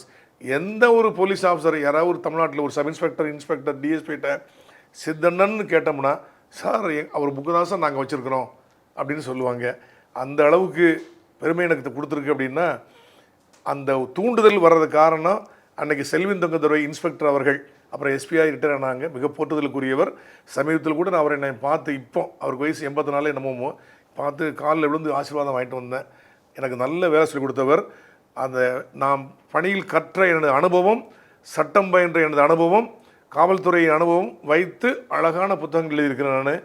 ஆக தமிழ்நாடு காவல்துறை எல்லா போலீஸ் ஸ்டேஷன்லையும் என் புக் இருக்குது. எல்லா போலீஸ் ஆஃபீஸரும் பெர்சனலாக அந்த புக் வச்சுருக்காங்க. எங்கேயாவது ஒரு போலீஸ் ஸ்டேஷனில் ஃபோன் பண்ணி, அப்பா நான் எஸ்பி ரிட்டையர்டு சித்தரன் பேசுகிறேன் தம்பி அப்படின்னா, ஐயா குருவே அப்படிம்பாங்க. ஏன்னா ஏற்கனவே நான் டிவி ப்ரோக்ராமில் டிபேட்டில் போலீஸ் சம்மந்தப்பட்ட சப்ஜெக்டில் போலீஸை தரக்குறைவாக யாராவது பேசினால், பொதுப்படவையாக இழிநிலைக்கு உண்டாக்கினால், வசைபாடினால் நான் விடுறதே இல்லை. சட்டப்பூர்வமாக எதிர்கொள்வேன். போலீஸ் தப்புன்னா தப்புங்க, அவங்களை நடவடிக்கை எடுங்க, அவங்க தண்டிக்கப்பட வேண்டியவர்கள் கண்டிக்கப்பட வேண்டியவர்கள், பொதுப்படையாக ஜெனரலைஸ் பண்ணி எப்படி போலீஸ் ஃபோர்ஸ் மோசம் சொல்லுவீங்க என்று சொல்லி நான் டிவியில் 328 ப்ரோக்ராமில் நான் வாதாடி இருக்கின்றேன். அதனால் ஏறத்தாழ இப்போ நான் இங்கே கூட நேற்று கத்தார் தமிழர் முன்னேற்ற சங்கத்தில் வந்து இந்த பெண்கள் உலக மகளிர் தினத்தை முன்னிட்டு ஒரு லெக்சர் கொடுத்தேன் நான் தலைமை விருந்தினராக கலந்து கொண்டு. நேற்று நான் கொடுத்த லெக்சர், கத்தாரில் கொடுத்த லெக்சர் வந்து 2022வது லெக்சர். 97 லெக்சர் கொடுக்க ஆரம்பித்து 27 ஆண்டுகளில் 2022 லெக்சர் கொடுத்துருங்க. இப்படி இந்த புத்தகம் எழுதுவதற்கு தூண்டுதலாக இருந்தவர் திரு செல்லி துங்கதேவ் அவர்கள். அதுக்கு சட்டம் பயின்று ஒரு அங்கீகாரம் கொடுக்கணும் அப்படின்னு சொல்லி என்னை தூண்டியது என் மனைவி. அதுக்கப்புறம் எங்கள் மேலதிகாரிகள் 3 தடவை நாங்கள் புக்கு எழுதும்போது கூட டிஜிபி லெவலில் உள்ள அதிகாரிகள் 8 பேர், நான் சொன்ன அந்த 8 பேர் அவர்கள்லாம் திரு முகர்ஜி அவர்கள், திரு ஜெயின் அவர்கள், கேபி ஜெயின் அவர்கள், திரு கே ராதாகிருஷ்ணன் அவர்கள், டி ராஜேந்திரன் அவர்கள், மேடம் லத்தியாச்சரன் அவர்கள், அப்புறம் திரு ராமானுஜம் அவர்கள், ராமானுஜம்னு டிஜிபியாக இருந்தாங்க, கே ராஜேந்திரன் டிஜிபியாக இருந்தாங்க. இவங்க எல்லாரும் எனக்கு ரொம்ப சப்போர்ட் பண்ணி, ஒரு சப் இன்ஸ்பெக்டர் சாதாரணமாக ஒரு ஐபிஎஸ் ஆஃபீஸர் ஒரு புக் எழுதினா தான் அதுக்கு மதிக்கப்படும், அதை உற்று பார்ப்பாங்க. ஒரு சப் இன்ஸ்பெக்டர்லேருந்து எஸ்பி ரேங்க் வந்த புக்கை பெருசாக பார்க்க மாட்டாங்க. ஆனால் என்னுடைய சட்ட நுணுக்கத்தை வைத்து, சட்ட அறிவை வைத்து நான் எழுதின இந்த புத்தகம் இன்றைக்கும் உலகளாவில் பேசப்படுகின்ற ஒரு மிகப்பெரிய புத்தகமாக இருக்கிறது. இந்தியாவில் ஒரு சிங்கிள் போலீஸ் ஆஃபீஸர் அதிகமாக, இப்போ சமீபத்தில் ஒரு புக்கு வந்து இந்திய அரசமைப்பு சட்டத்தை பற்றி ஒரு புக்கு வெளியிட்டேன். 14 புக்கு ஆகிப்போச்சு. ஆக 14 புக்குன்னா 1861 ஸ்ட்ரக்சர்டு போலீஸ் ஃபோர்ஸ் வந்து இன்னைக்கு வரைக்கும் ஒரு single police officer maximum number of books on police topic and law எழுதுனது சித்தண்ணன் மட்டும்தான், வேறு யாருமே எழுதலை, அந்த சாதனையை படைக்கலை. அடுத்த புக்கு நான் சந்தித்த மனிதர்கள், நான் சந்தித்த காவல்துறை அலுவலர்கள் அல்லது மிகப்பெரிய பிரபலகங்கள், அவர்கள் மாமனிதர்களா அல்லது வேற மாதிரியா அப்படின்னு சொல்லிட்டு சில நேரங்களில் சில மாமனிதர்கள் ஒரு ஆச்சரியக்குறி, ஒரு கொஸ்டின் மார்க் போட்டு ஒரு புக்கு எழுதி முடிச்சிட்டேன். விரைவில் வரப்போகிறது. இன்னும் ஒரு 6 புக்கு, கொலை, அதே மாதிரி பாலியல் வல்லுறவு, அதே மாதிரி வரதட்சணை மரணம் அப்படிங்கிற பற்றி தமிழ் ஆங்கிலம் ஒரு 6 புக்கு அதுவும் முடிக்க போகிறேன். அந்த புக்கு வந்துச்சுன்னா 20-21 புக்கு ஆயிரும். உலகத்திலேயே ஒரு single police officer maximum book எழுதினாக நான்காக இருக்க முடியும். ஒரு வெறியோட சாதனை பண்ணணும் அப்படின்னு ஒரு வெறியோடு இருக்கிறேன். இதுக்கு மிகப்பெரிய தூண்டுதலாக எனக்கு நைட்டும் பகலும் டீ போட்டு கொடுத்து ஃப்ளாஷில் போட்டு கொடுத்ததெல்லாம் என் ஒய்ஃபு தான். கண்டிப்பாக அதிக நேரம் அவங்ககிட்ட செலவிட முடியாது. என்னுடைய பிள்ளைகளுடைய எனக்கு 3 மகன்கள், விக்னேஷ்குமார், விக்ரம்குமார், வினோத்குமார் என்று சொல்லி 3 பேரும் டேடி உங்களுக்கு ஏதோ ஒரு திறமை இருக்குதுன்னு சொல்கிறீங்களே, ஐடென்டிஃபை பண்ணுறீங்களா, விடாதீங்க, பர்சீவ் பண்ணுங்க அப்படின்னு சொல்லி அப்பப்போ ரொம்ப நல்லா பண்ணிக்கிட்டே இருப்பாங்க, எனக்கு என்கரேஜ் பண்ணுவாங்க. இதெல்லாம் சேர்ந்து இன்றைக்கி ஒரு 2022 லெக்சர் கொடுத்துருக்குறேன், 328 டிவி ப்ரோக்ராம் டிபேட்டில் பேசியிருக்கிறேன், 14 புத்தகம் ரிலீஸ் பண்ணியிருக்கிறேன், ஒரு 5 கமிட்டி போலீஸ் சமுதாய கமிட்டியில் மெம்பராக இருந்திருக்கேன். இந்த சாதனைகள் எல்லாமே எனக்காக வேண்டி அவங்க தன்னுடைய அந்த நேரத்தை எல்லாம் செலவழித்து தியாகம் செய்து எனக்காக வேண்டி கூட இருந்து ஒத்துழைத்த என் குடும்பத்தார் தான் சார். கண்டிப்பாக சார். நீங்கள் புத்தகங்களில் இந்த போலீஸ் இன்வெஸ்டிகேஷன், புலன் விசாரணை புத்தகம் அப்படிங்கும்போது நீங்கள் வந்து தமிழ் திரைப்படங்களில் கூட 4 திரைப்படங்களுக்கு ஆலோசகராக கூட இருந்திருக்கீங்க. அதை பற்றின உங்களோட அனுபவத்தை கொஞ்சம் சொல்லுங்களேன். இல்லை, அதாவது திடீர்னு ஒரு நாள் எனக்கு ஒரு ஃபோன் வந்தது. Okay sir. நான் தனியாக இதுக்குன்னு ஒரு ஜெய்வின் பப்ளிகேஷன்ஸ்னு வச்சு நான் தனியாக ஒரு ஆஃபீஸ் வச்சு ஒரு லா கன்சல்டன்சி ஃபேம் கூட வச்சுருந்தேன்.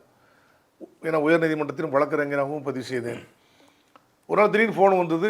யாருங்க அப்படின்னு கேட்கும்போது, நான் சித்தண்ணன் பேசுகிறேன்னு கேட்கும்போது, சார் என் பேர் ஹெச் வினோத், சினிமா டைரக்டர், நீங்கள் சதுரங்க வேட்டை படம் பார்த்தீங்களா சார்னார். இல்லைங்களே, நான் பார்க்கலைங்க, ஆனால் அந்த படம் நல்ல படம் அப்படின்னு என் பையங்க சொல்ல கேள்விப்பட்டிருக்கிறேன் அப்படின்னு. அந்த டைரக்டர் நான் தான் சார், உங்களை நான் பார்க்க வரணும். என்ன விஷயமா சொல்லுங்கள் பிரதர் அப்படின்னு. சார் நான் 2-3 அடுத்த ஒரு படம் எடுக்க போகிறேன், அந்த படத்துக்காக வேண்டி ப்ரொடியூசர் ஐடென்டிஃபை பண்ணுறதுக்காக வேண்டி ஒரு 3-4 ப்ரொடியூசர் வீட்டுக்கெலாம் நான் போனேன். அப்போ ஒரு ப்ரொடியூசர் லேட்டஸ்ட்டாக போயிருக்கும்போது அவர் வீட்டில் நான் எடுக்க போகிறது போலீஸ் சப்ஜெக்ட், அதை போலீஸை க்ளோரிஃபை பண்ணி பெரிய ஹீரோயிசமாக எடுக்கணும்னு இருக்கிறேன்.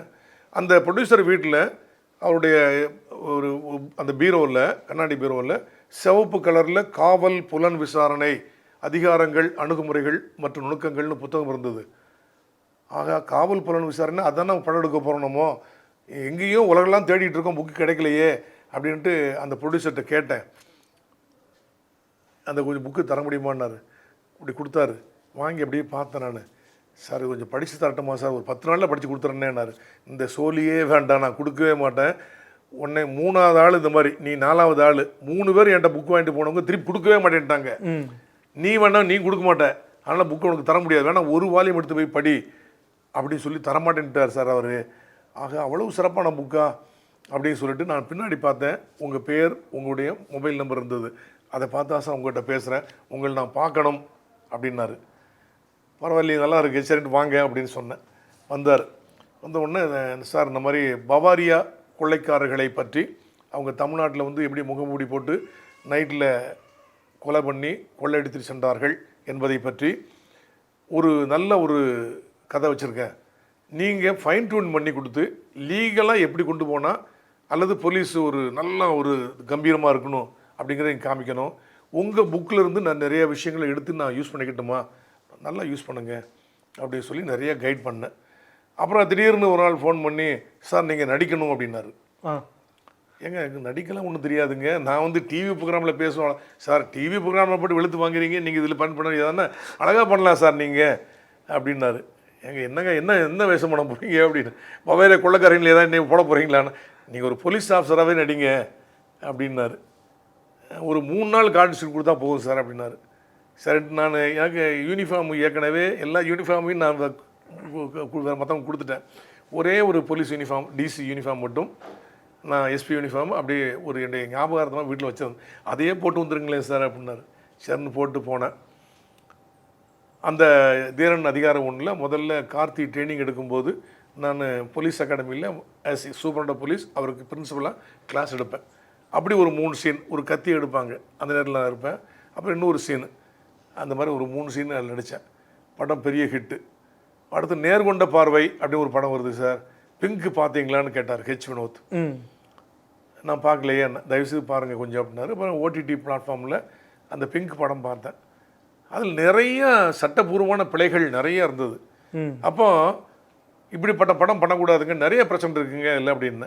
அப்புறம் வந்தார், ஒரு 3-4 சிட்டிங் கூட உட்காந்து இதெல்லாம் பண்ணக்கூடாது, இப்படி இப்படி இப்படி இப்படின்னு எல்லாம் கைட் பண்ணி எல்லாம் ஒரு 2-3-4 நாள் சிட்டிங் உட்காந்தோம். அந்த படம் பெரிய ஹிட்டு. ஹிந்தியில் வந்த பிங்கை விட தமிழில் மாற்றிருப்பாங்க, நிறைய விஷயங்கள் சட்டபூர்வமாக கொடுத்துருப்பாங்க. ஏன்னா பார்க்கக்கூடிய நேயர்களுக்கு வந்து ரொம்ப நியாயமாக அப்படியே ரியலிஸ்டிக்காக போலீஸை பார்த்த மாதிரி, போலீஸ் ஒர்க்கை பார்த்த மாதிரி இருக்கணும், அந்த மாதிரி பண்ணேன். அதுக்கப்புறம் வந்து அறிவழகன் அப்படின்னு வந்து குற்றம் 23 ஈரம் நடிப்பார் இல்லையா, அந்த அறிவழகன் ஒரு டைரக்டர். அவர் வந்து பெரிய கிரைம் ஸ்டோரி பண்ண போகிறேன், நீங்கள் ஹெல்ப் பண்ண சார், ஒரு 3-4 சிட்டிங் உட்காந்தார். ஈவன் நயன்தாராவை லீடு ஹீரோயினாக போட்டு ஒரு கிரைம் த்ரில்லர் பண்ண போகிறோம், அதில் நீங்களும் நடிக்கணும் சார் அப்படின்னாரு. சரின்னு நானும் ஒத்துக்கிட்டேன். பட் அது பல்வேறு காரணங்களால் அது கொஞ்சம் அப்படி இழுத்துட்டு தாண்டிட்டு போகுது. அது மாதிரி கௌரவ் நாராயணன் ஒரு டைரக்டர், நிறைய படத்தில் நடிச்சிருக்காரு, நிறைய டைரக்டும் பண்ணிருக்காரு, 4-5 படம். அவரும் வந்து சார் அடுத்து ஒரு நான் போலீஸ் ஸ்டோரி பண்ண போகிறேன், நீங்கள் ஹெல்ப் பண்ணணும் அப்படின்னாங்க. வந்தாங்க. இது போக லீடிங் டைரக்டர்ஸ் இன்னும் ஒரு 4-5 பேர் கூட என்னுடைய புக்கு வாங்கினவங்க, போலீஸ் சம்மந்தப்பட்டவங்க என்கிட்டயே வந்து பார்த்துட்டு வாங்கி கொண்டு ஒரு 15க்கு மேலே ஒரு டைரக்டர்ஸ் வாங்கிட்டு போயிருக்காங்க. லீட் டைரக்டர்ஸ் நிறைய பேர் பேசிக்கிறாங்க. ஸோ சினிமாவில் அப்படி போலீஸை தரக்கருவாக சொல்லாமல், பொதுப்படையாக அசிங்கப்படுத்தாமல், ஒரு காமெடி பீஸாக காமிக்காமல், போலீஸ் அப்படின்னா பொதுமக்கள் மத்தியில் ஒரு மதிப்பு இருக்கணும், போலீஸ் வந்து பப்ளிக் ஃப்ரெண்ட்லியாக இருக்கணும், போலீஸ் ஒரு சர்வீஸ் மைண்டோடு இருக்கணும், உயிரை கொடுத்து பொதுமக்களுடைய பாதுகாப்பை உறுதி செய்கின்ற ஒரு நபராக இருக்க வேண்டும். அது நோக்கி கதையை எப்படி நல்லா கொண்டு போகிறது, சட்டப்பூர்வமாக கொண்டு போகிறது எப்படி, யூனிஃபார்ம்லேருந்து நடக்கிறதுலேருந்து பேசுகிறதுலேருந்து ஒரு போலீஸ் எப்படி கண்ணியமாக கௌரவமாக அப்படி ஃபேமாக இருக்கிறது அப்படிங்கிறதுல நிறைய படங்கள் நல்லா காமிக்கணும் அப்படின்னு உறுதி போட்டு அப்படி பண்ணிகிட்டு இருக்கிறேன். கண்டிப்பாக சார். நீங்கள் பல நாடுகளுக்கு சுற்றுப்பயணம் மேற்கொண்டிருப்பீங்க. கத்தாரில் தமிழ் முன்னேற்ற சங்கத்தோட வரவேற்பு எப்படி இருந்துச்சு, தமிழ் மக்களின் அன்பு எப்படி இருந்தது? நீங்கள் பல நாடுகளுக்கு சென்றிருக்கீங்கன்னு சொன்னீங்க, உண்மையில் அப்படி இல்லை. நான் 2012 காவல்துறையிலேருந்து பணியில் ஓய்வு பெற்று இப்போ 12 வருடங்கள் முடிந்து விட்டது. இந்த February 29 வந்துச்சுன்னா 12 வருடங்கள் முடிகிறது. எனக்கு வயசு இப்போ 70. ஆனாலும் கூட நான் எங்கேயுமே வெளிநாடு, எங்கேயுமே இந்தியாவை விட்டு வெளியே செல்லவே இல்லை. அது ஒரு பர்சனல் ரீசன். சமீபத்தில் ஒரு 3-4 மாதத்துக்கு முன்னாடி நானும் என் நண்பர் ஒருவரும் சேர்ந்து சரி சிங்கப்பூர் அண்டு மலேசியா போகலாமே அப்படின்னு போனேன். 2வது சுற்றுப்பயணமாக நான் துபாய் போகலாம் அப்படின்னு ஒரு வாரம் ஒரு பிளான் போட்டு வந்தேன். இங்கே எனது நண்பர் வந்து பிரேம்குமார் அப்படின்னு பெட்ரோகான் அப்படின்னு ஒரு கம்பெனியில் GM, அவர் பிரேம்குமார் நண்பர், சார் இங்கே வரைக்கும் துபாய் வரைக்கும் வர்றீங்க, அப்படியே நீங்கள் ஒரே ஒரு ஃப்ளைட்டு கத்தாருக்கு வந்துடுங்க. கத்தார் தமிழர் முன்னேற்ற சங்கம் அப்படின்னு வச்சுருக்கோம் நாங்கள், அதில் ஒரு மகளிர் தின விழா இருக்குது, நீங்கள் அதில் கலந்துக்கிட்டால் ரொம்ப நல்லாயிருக்கும், நீங்கள் கொஞ்சம் பேசலாமே சார் அப்படின்னாரு. நான் எப்படிங்க வர்றது அப்படின்னு சொல்லும்போது அவர் இல்லை நீங்கள் எப்படியா வாங்கலேன் அப்படின்னாரு. சரின்னு சொல்லி வந்தேன். நான் இந்த கத்தாரில் அல்லது துபாயில் சிங்கப்பூரில் பார்த்து வியந்தது என்னென்னா, தமிழ்நாட்டில் என்ன தான் நம்ம பெரிய திறமசாலி போலீஸ் அப்படின்னு சொன்னால் கூட, அதாவது உலகத்திலேயே best police Scotland yard police அப்படின்னு சொல்லுவாங்க. ஏன் அந்த லண்டன் பாபிஸ் ஆர் ஸ்காட்லாண்டோட போலீஸை பெஸ்ட்டு போலீஸ் சொல்கிறாங்கன்னா, they will reach the scene of crime in the quickest means. எங்கேயாவது ஒரு சம்பவம் நடந்துருச்சு, ஒரு கிரைம் சீன் இருக்குன்னா அடுத்த ஒரு 2 நிமிடங்களுக்குள் அப்படி மின்னல் மாதிரி வந்துடுவாங்க. நம்பர் 1 குயிக்காக ரீச் பண்ணுவாங்க. நம்ம ஊர் போலீஸில் ஃபோன் பண்ணோம்னா அரை மணி நேரம், 1 மணி நேரம், 2 மணி நேரம் கழிச்சு தான் வந்து வரிசைறாங்கன்னு நீங்கள் சினிமாவில் காமிச்சுப்பாங்க, நீங்கள் பார்த்துருப்பீங்க. அதில் உண்மை இல்லாமல் இல்லை.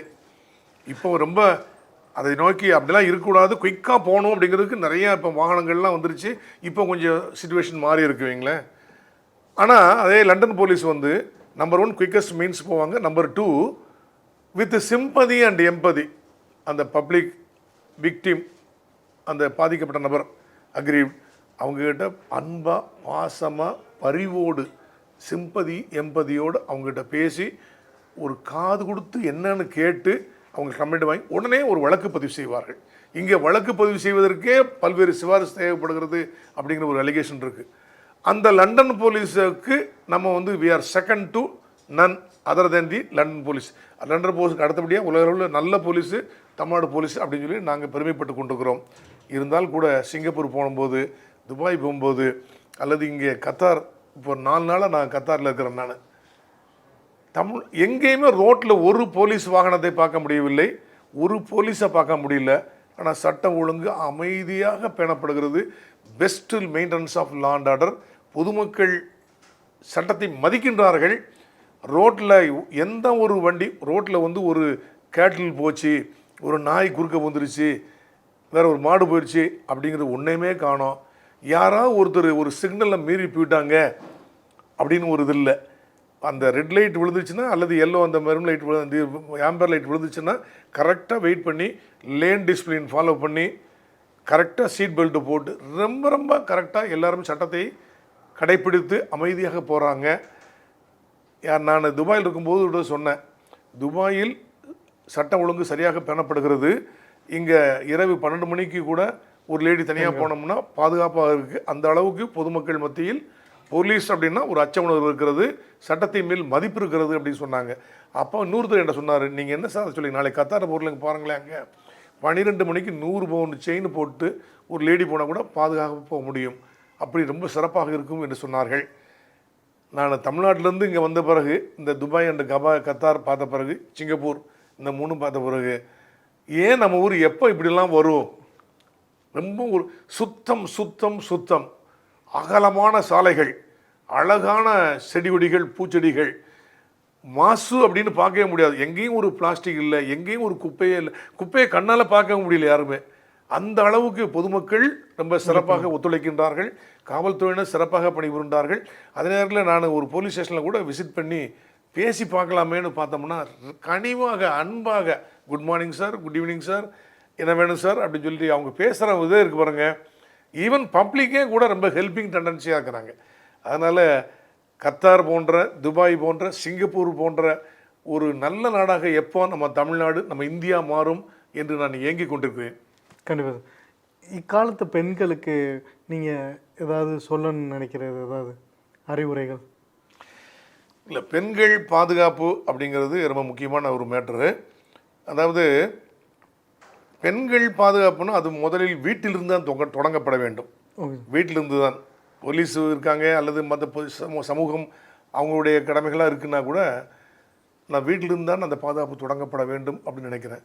இப்போ வீட்டில் அப்பா அம்மா இருக்காங்க, ஒரு பையன் இருக்கான், பொண்ணு இருக்காங்க, மகன் அப்படின்னா மகனுக்கு தனியாக செல்லம் கொடுப்பாங்க. அவன் 10 மணி 11 மணி 12 மணிக்கு கூட எங்கேயாவது ஒரு ஹப்புக்கு போய்ட்டுருவான், எங்கேயாவது ஒரு பாருக்கு போய்ட்டுருவான். அவன் ஆம்பளை பையன், அவன் அப்படி தான் இருப்பான் அப்படின்னு அம்மாவே சப்பக்கட்டு கட்டுவாங்க. பொம்பளை பிள்ளைன்னா ஏய் ஒரு ஆள் வந்திருக்காரு, இங்கே உட்காந்துருக்க, ஒரு அடக்க ஒடுக்கமாக வீட்டுக்குள்ளே போய் உட்காரு அப்படின்னு சொல்லுவாங்க. ஸோ எந்த ஒரு சூழ்நிலையும் எதிர்கொள்வதற்கு ஒரு துணிச்சலான மனநிலையை கொண்டு வந்து அந்த பெண்ணை ஆணுக்கு சமமாக வீட்டிலையே மதிக்கிறது இல்லை. வாரிசுக்கு ஒரு ஆம்பளை பிள்ளை பிறந்துட்டான்னு கொண்டாடுவாங்க. ஏன் பொம்பளை பிள்ளை யார்? ஆணுக்கும் பெண்ணுக்கும் ஒரே அறிவு தான். இன்னும் சொல்லணும்னா பெரிய பெரிய ஃபீல்டில் பெண்கள் தான் எக்ஸல் பண்ணிட்டு இருக்காங்க, மிகச்சிறந்த அறிவாளிகளாக இருக்கின்றாங்க. ஆனால் நம்ம குடும்பத்திலேயே அந்த மாதிரி ஒரு இது பார்க்க சொல்கிறோம். இப்போ வெளியே ஒரு பெண்ணு போனாங்கன்னா கையை பிடிச்சி ஒருத்தர் இழுத்துட்டான், கிண்டல் பண்ணால், ஒரு ராகிங் பண்ணால், அல்லது ஒரு டீசிங் பண்ணால், அல்லது கிட்னாப் பண்ணி ரேப் பண்ணிட்டான் அப்படின்னா அதை யார் பண்ணுறது? இந்த சமுதாயத்தில் உள்ள ஒரு பையன் தான் பண்ணுறான், ஒரு மகன் தான், ஆண்மகன் தான் பண்ணுறான். அப்போ அந்த ஆண்மகனை பெற்றெடுத்தவள் ஒரு பெண் தான் இல்லையா? ஆக ஒவ்வொரு வீட்டிலையும் உள்ள அப்பாவோ அம்மாவோ அல்லது அந்த தாய், நீ என்னை எப்படி மதிக்கிறாயோ, உன்னுடைய தங்கையை எப்படி மதிக்கின்றாயோ, அல்லது உன்னுடைய மனைவியை எப்படி மதிக்கின்றாயோ, அதே மாதிரி இதர பெண்களையும் நீ மதிக்க வேண்டும் அப்படின்னு கற்றுக் கொடுத்துருந்தாங்கன்னா அவன் பண்ணுவானா? 100 பெண்ணை பார்க்கும்போது உன் மனைவியை தவிர வேற ஒரு பெண்ணை பார்க்கும்போது உன் சகோதரியாக, உன் அம்மாவாக நீ பார்க்கணும், மதிக்க கற்றுக்கொள்ள வேண்டும். ஏன்னா இந்தியாவை பொறுத்த மட்டில் பார்த்தீங்கன்னா பூமாதேவின்னு சொல்கிறோம். அதாவது பூமாதேவன் என்ன? மதர்லேண்ட். பூமாதேவன் சொல்லலை, அம்மாவுக்கு தான் அந்த இது, தேவிக்கு தான், அம்மாவுக்கு தான் பெரிய விஷயம். மதர்லேண்டு சொல்கிறோம், ஃபாதர்லேண்டு சொல்லவே இல்லை. மாதா பிதா குரு தெய்வம்னு சொல்ல, அம்மாவுக்கு தான் முதலிடம். நதிகள் பெயர்லாம் பார்த்திங்கன்னா கங்கா, யமுனா, சரஸ்வதி அப்படின்னு தான் பேர் வைக்கிறோம். அதுக்கெல்லாம் பேர்லாம் வேறு மாதிரி ஆம்பளை பேர் வைக்கலை. பெண்களை போற்றுகின்றோம், பெயரளவுக்கு மட்டும்தானே அப்படி இருக்கணும். உங்கள் வீட்டில் உங்கள் அம்மா, உங்கள் தங்கை, அக்கள், உங்கள் மக, சகோதரின்னா அவங்க அப்படியே மரியாதையாக வச்சுருக்கீங்க, அவங்கள கௌரவமாக வைக்க நினைக்கிறீங்க, அடுத்தவங்க எட்டி கூட பார்க்கக்கூடாதுன்னு சொல்கிறீங்க. ஆனால் வெளியே போனால் இன்னொரு பெண்ணை பார்த்து ஏன் கிண்டல் பண்ணுறீங்க? அப்போ அப்படிப்பட்ட சூழ்நிலை, மன வளர்ச்சி சரியில்லாமல் அதில் ஒரு நோய் மாதிரி இருக்குன்னா வீட்டில் அம்மா அப்பா சரியாக வளர்க்கலாம். நீங்கள் எம்ஜிஆருடைய ஒரு படப்பாடலில் கூட நீங்கள் பார்த்துருப்பீங்க, எந்த குழந்தையும் நல்ல குழந்தை தான் மண்ணில் பிறக்கையிலே அவர் நல்லவராவதும் தீயவராவதும் அன்னை வளர்ப்பினையிலேம்பாங்க. அதே மாதிரி அந்த பையனை நல்ல முறையில் அப்படி வளர்த்து கொண்டு போக வேண்டியது இந்த அம்மா தான். அவனை சின்ன பிள்ளையில் ஒரு இதில், இப்போ நீங்கள் அமெரிக்காவிலேருந்து ஒரு குழந்தை வருது அப்படின்னா சாக்லேட் ஏதாவது கொண்டு வராங்க நம்ம வீட்டில். நம்ம பேரப்பிள்ளை, என் பேரப்பிள்ளை கூட அமெரிக்காவில் இருக்கா வைங்களேன், கொடுத்தாங்க, நம்ம சாப்பிட்டுட்டு அந்த அது கீழே அப்படி போட்டோம் வச்சவங்களேன், அங்கே இருந்தால் தாத்தா இப்படி போடக்கூடாது, ட்ராஷில் போடணும் அப்படின்னு எடுத்துக்கொண்டு ட்ராஷில் கொண்டு போடுறாங்க. எப்படி இந்த பழக்கம் வருது? சின்ன பிள்ளையிலே சொல்லித்தர போய் தான். அதே மாதிரி சின்ன பிள்ளையிலிருந்தே டிராஃபிக் ரூல்ஸை வயலேட் பண்ணக்கூடாது, பெண்களை மதிக்க கற்றுக்கொள்ள வேண்டும், நல்ல ஒரு பிரஜையாக இருக்க வேண்டும் அப்படின்னு அம்மாவும் அப்பாவும் நல்லா சொல்லி கொடுத்தாலே போதும். இப்படிப்பட்ட வெளிநகர் தவறுகளே கண்டிப்பாக நடைபெறாது. அதே மாதிரி இந்த காலத்து பெண்கள்லாம் லவ் பண்ணுறேன் அப்படின்னு சொல்லிட்டு பண்ணுறாங்க. லவ் என்பது ஒரு புனிதமானது, காதல் என்பது. ஆனால் 18 வயசு முடியலன்னா லவ் பண்ணிட்டு ஒரு பையன் கூட ஓடவே முடியாது, கல்யாணம் பண்ணவே முடியாது. 18 வயசுக்கு கீழே உள்ள ஒரு பெண் முழு சம்மதத்துடன் ஒரு ஆணுடன், ஒரு 19-20 வயசு ஆணுடன் ஓடினாங்கன்னா it amounts to kidnapping. Kidnapping from lawful guardianship. 18 வயசு முடியாத ஒரு பெண், தந்தை தான் கன்சென்ட் தரணும், நேச்சுரல் கார்டியன் என்ற முறையில். தந்தையுடைய கன்சென்ட் இல்லாமல் இந்த பெண்ணு இன்னொருத்த கூட போகிறதுக்கு அந்த பெண்ணுக்கே அதிகாரம் இல்லை. அப்போ கிட்னாப்பிங் ஆயிரும். ஒருவேளை அந்த பெண்ணை போய் அவன் லவ் பண்ணி கல்யாணம் பண்ணி உறவு வைத்து கொண்டான வச்சுக்கோனாங்கன்னா இட் அமௌண்ட்ஸ் டு ரேப். 18 வயசு நிரம்பாத ஒரு பெண் செக்ஸுவல் உறவு வைத்துக் கொள்வதற்கு அனுமதி அளிக்கவே முடியாது. ஏங்க அவங்க கன்சென்ட் கொடுத்தாங்க, அதனால தான் உறவு வைத்துக் கொண்டாங்க. Consent is not a consent under section 375 IPC. அப்போ ரேப் ஆகி போகும். ஆக பெண்கள் இதில் ரொம்ப ஜாக்கிரதையாக இருக்கணும். இப்போ ஒரு பையன் ஒரு பொண்ணை லவ் பண்ணுறான், 2 பேரும் பீச்சுக்கு போகிறாங்க, பேசிகிட்டு இருக்கிறாங்க. எனக்கு கூட அப்படி ஒரு கேஸ்லாம் வந்துச்சு. அந்த பையன் நல்ல ஃபோன் வச்சுருக்கான், புது ஃபோன். என்னங்க நீ மட்டும் பெரிய ஃபோன் வச்சுருக்கீங்க, எனக்கெல்லாம் ஃபோன் இல்லையா அப்படின்னு இந்த பெண்ணு கேட்ட உடனே நான் நாளைக்கே தர்றேன் அப்படிங்கிறான். நாளைக்கு நல்ல ஃபோன், அதை விட ஒரு காஸ்ட்லியான ஃபோனு, அழகான ஃபோனு வாங்கி அந்த பெண்ணுக்கு ப்ரெசன்ட் பண்ணுறான். அந்த பெண்ணு அந்த ஃபோனை ரொம்ப சந்தோஷம் கட்டி பிடிச்சி முத்தம் குந்திச்சு வாங்கிருச்சு. ஆனால் அந்த பையன் அந்த ஃபோனில் ஒரு சாஃப்ட்வேரை டவுன்லோட் பண்ணி இன்ஸ்டால் பண்ணியிருக்கான். அந்த சாஃப்ட்வேர் ஸ்பைவேர், அந்த சாஃப்ட்வேர் ஹிடன் சாஃப்ட்வேர். நீங்கள் உங்கள் மொபைல் எடுத்து பார்த்தீங்கன்னா எங்கேயும் அந்த சாஃப்ட்வேர் வெளியே விசிபிளாக தெரியவே தெரியாது. ஓ. ஆனால் அந்த ஃபோனை வச்சுக்கிட்டு நீங்கள் சந்தோஷமாக உட்காந்து ஃபோன் பண்ணுவீங்க. இப்போ பெண்கள் பாதி பேர் என்ன பண்ணுறாங்கன்னா, நிறைய பேர் வீட்டில் ஒரு ட்ரெஸ் பண்ணிக்கிட்டு கொஞ்சம் ஒரு மாதிரி பண்ணிக்கிட்டு அப்படி ஃபோட்டோ எடுக்கிறது, இப்படி ஃபோட்டோ எடுக்கிறது, அவங்களையே சில நேரங்களில் அவங்களுக்கு தெரியுதோ தெரியலையோ ஆபாசமாக ஃபோட்டோ எடுத்து ரசிச்சுக்கிறாங்க. ஆனால் இந்த சாஃப்ட்வேர் லோட் பண்ணிகிட்டு இருந்தானா அந்த பையன் இந்த பொண்ணு யூஸ் பண்ணுற இந்த ஃபோனுக்கு எந்த ஃபோன் வந்தாலும் ரெக்கார்ட் பண்ணலாம், எந்த மெசேஜ் வந்தாலும் ரீட் பண்ணலாம், சேவ் பண்ணலாம், ஃப்ரண்ட் கேமராவை ஆன் பண்ணலாம், பேக் கேமராவை ஆன் பண்ணலாம். சில நேரங்களில் குளிச்சுட்டு இருக்கும்போது கூட ஃபோன் எடுக்கிறாங்க, சில ஃபோனில் இது வீடியோ எடுக்கிறாங்க சில பெண்கள், அவங்கள அழகை ரசிக்கிற மாதிரி அப்படியே அவன் பார்க்க முடியும். பார்த்துட்டான், அப்படி ரெக்கார்ட் பண்ணிட்டான், பெரிய பிரச்சனை. அதே மாதிரி ஒரு பெண் ஒரு ஆணை லவ் பண்ணுறாங்க அப்படின்னா கல்யாணத்துக்கு அப்புறம் அவங்க ரெண்டு பேரும் எவ்வளவு அந்யோன்யமாக இருக்கிறது தவறே கிடையாது. ஆனால் கல்யாணத்துக்கு முன்னாடி லவ் பண்ணுறோம், இவர் ரொம்ப நல்லவன், 23 வருஷம் அப்பா அம்மா பெற்று வளர்த்து கஷ்டப்பட்டு பாராட்டி சீராட்டி அவங்களுக்கு தியாகம் பண்ணி படிக்க வச்சு வளர்த்துருப்பாங்க. ஒரு 6 மாதம் ஒரு பையனை பழகின உடனே அப்பா அம்மாலாம் அந்நியனாகி விடுவார்கள்.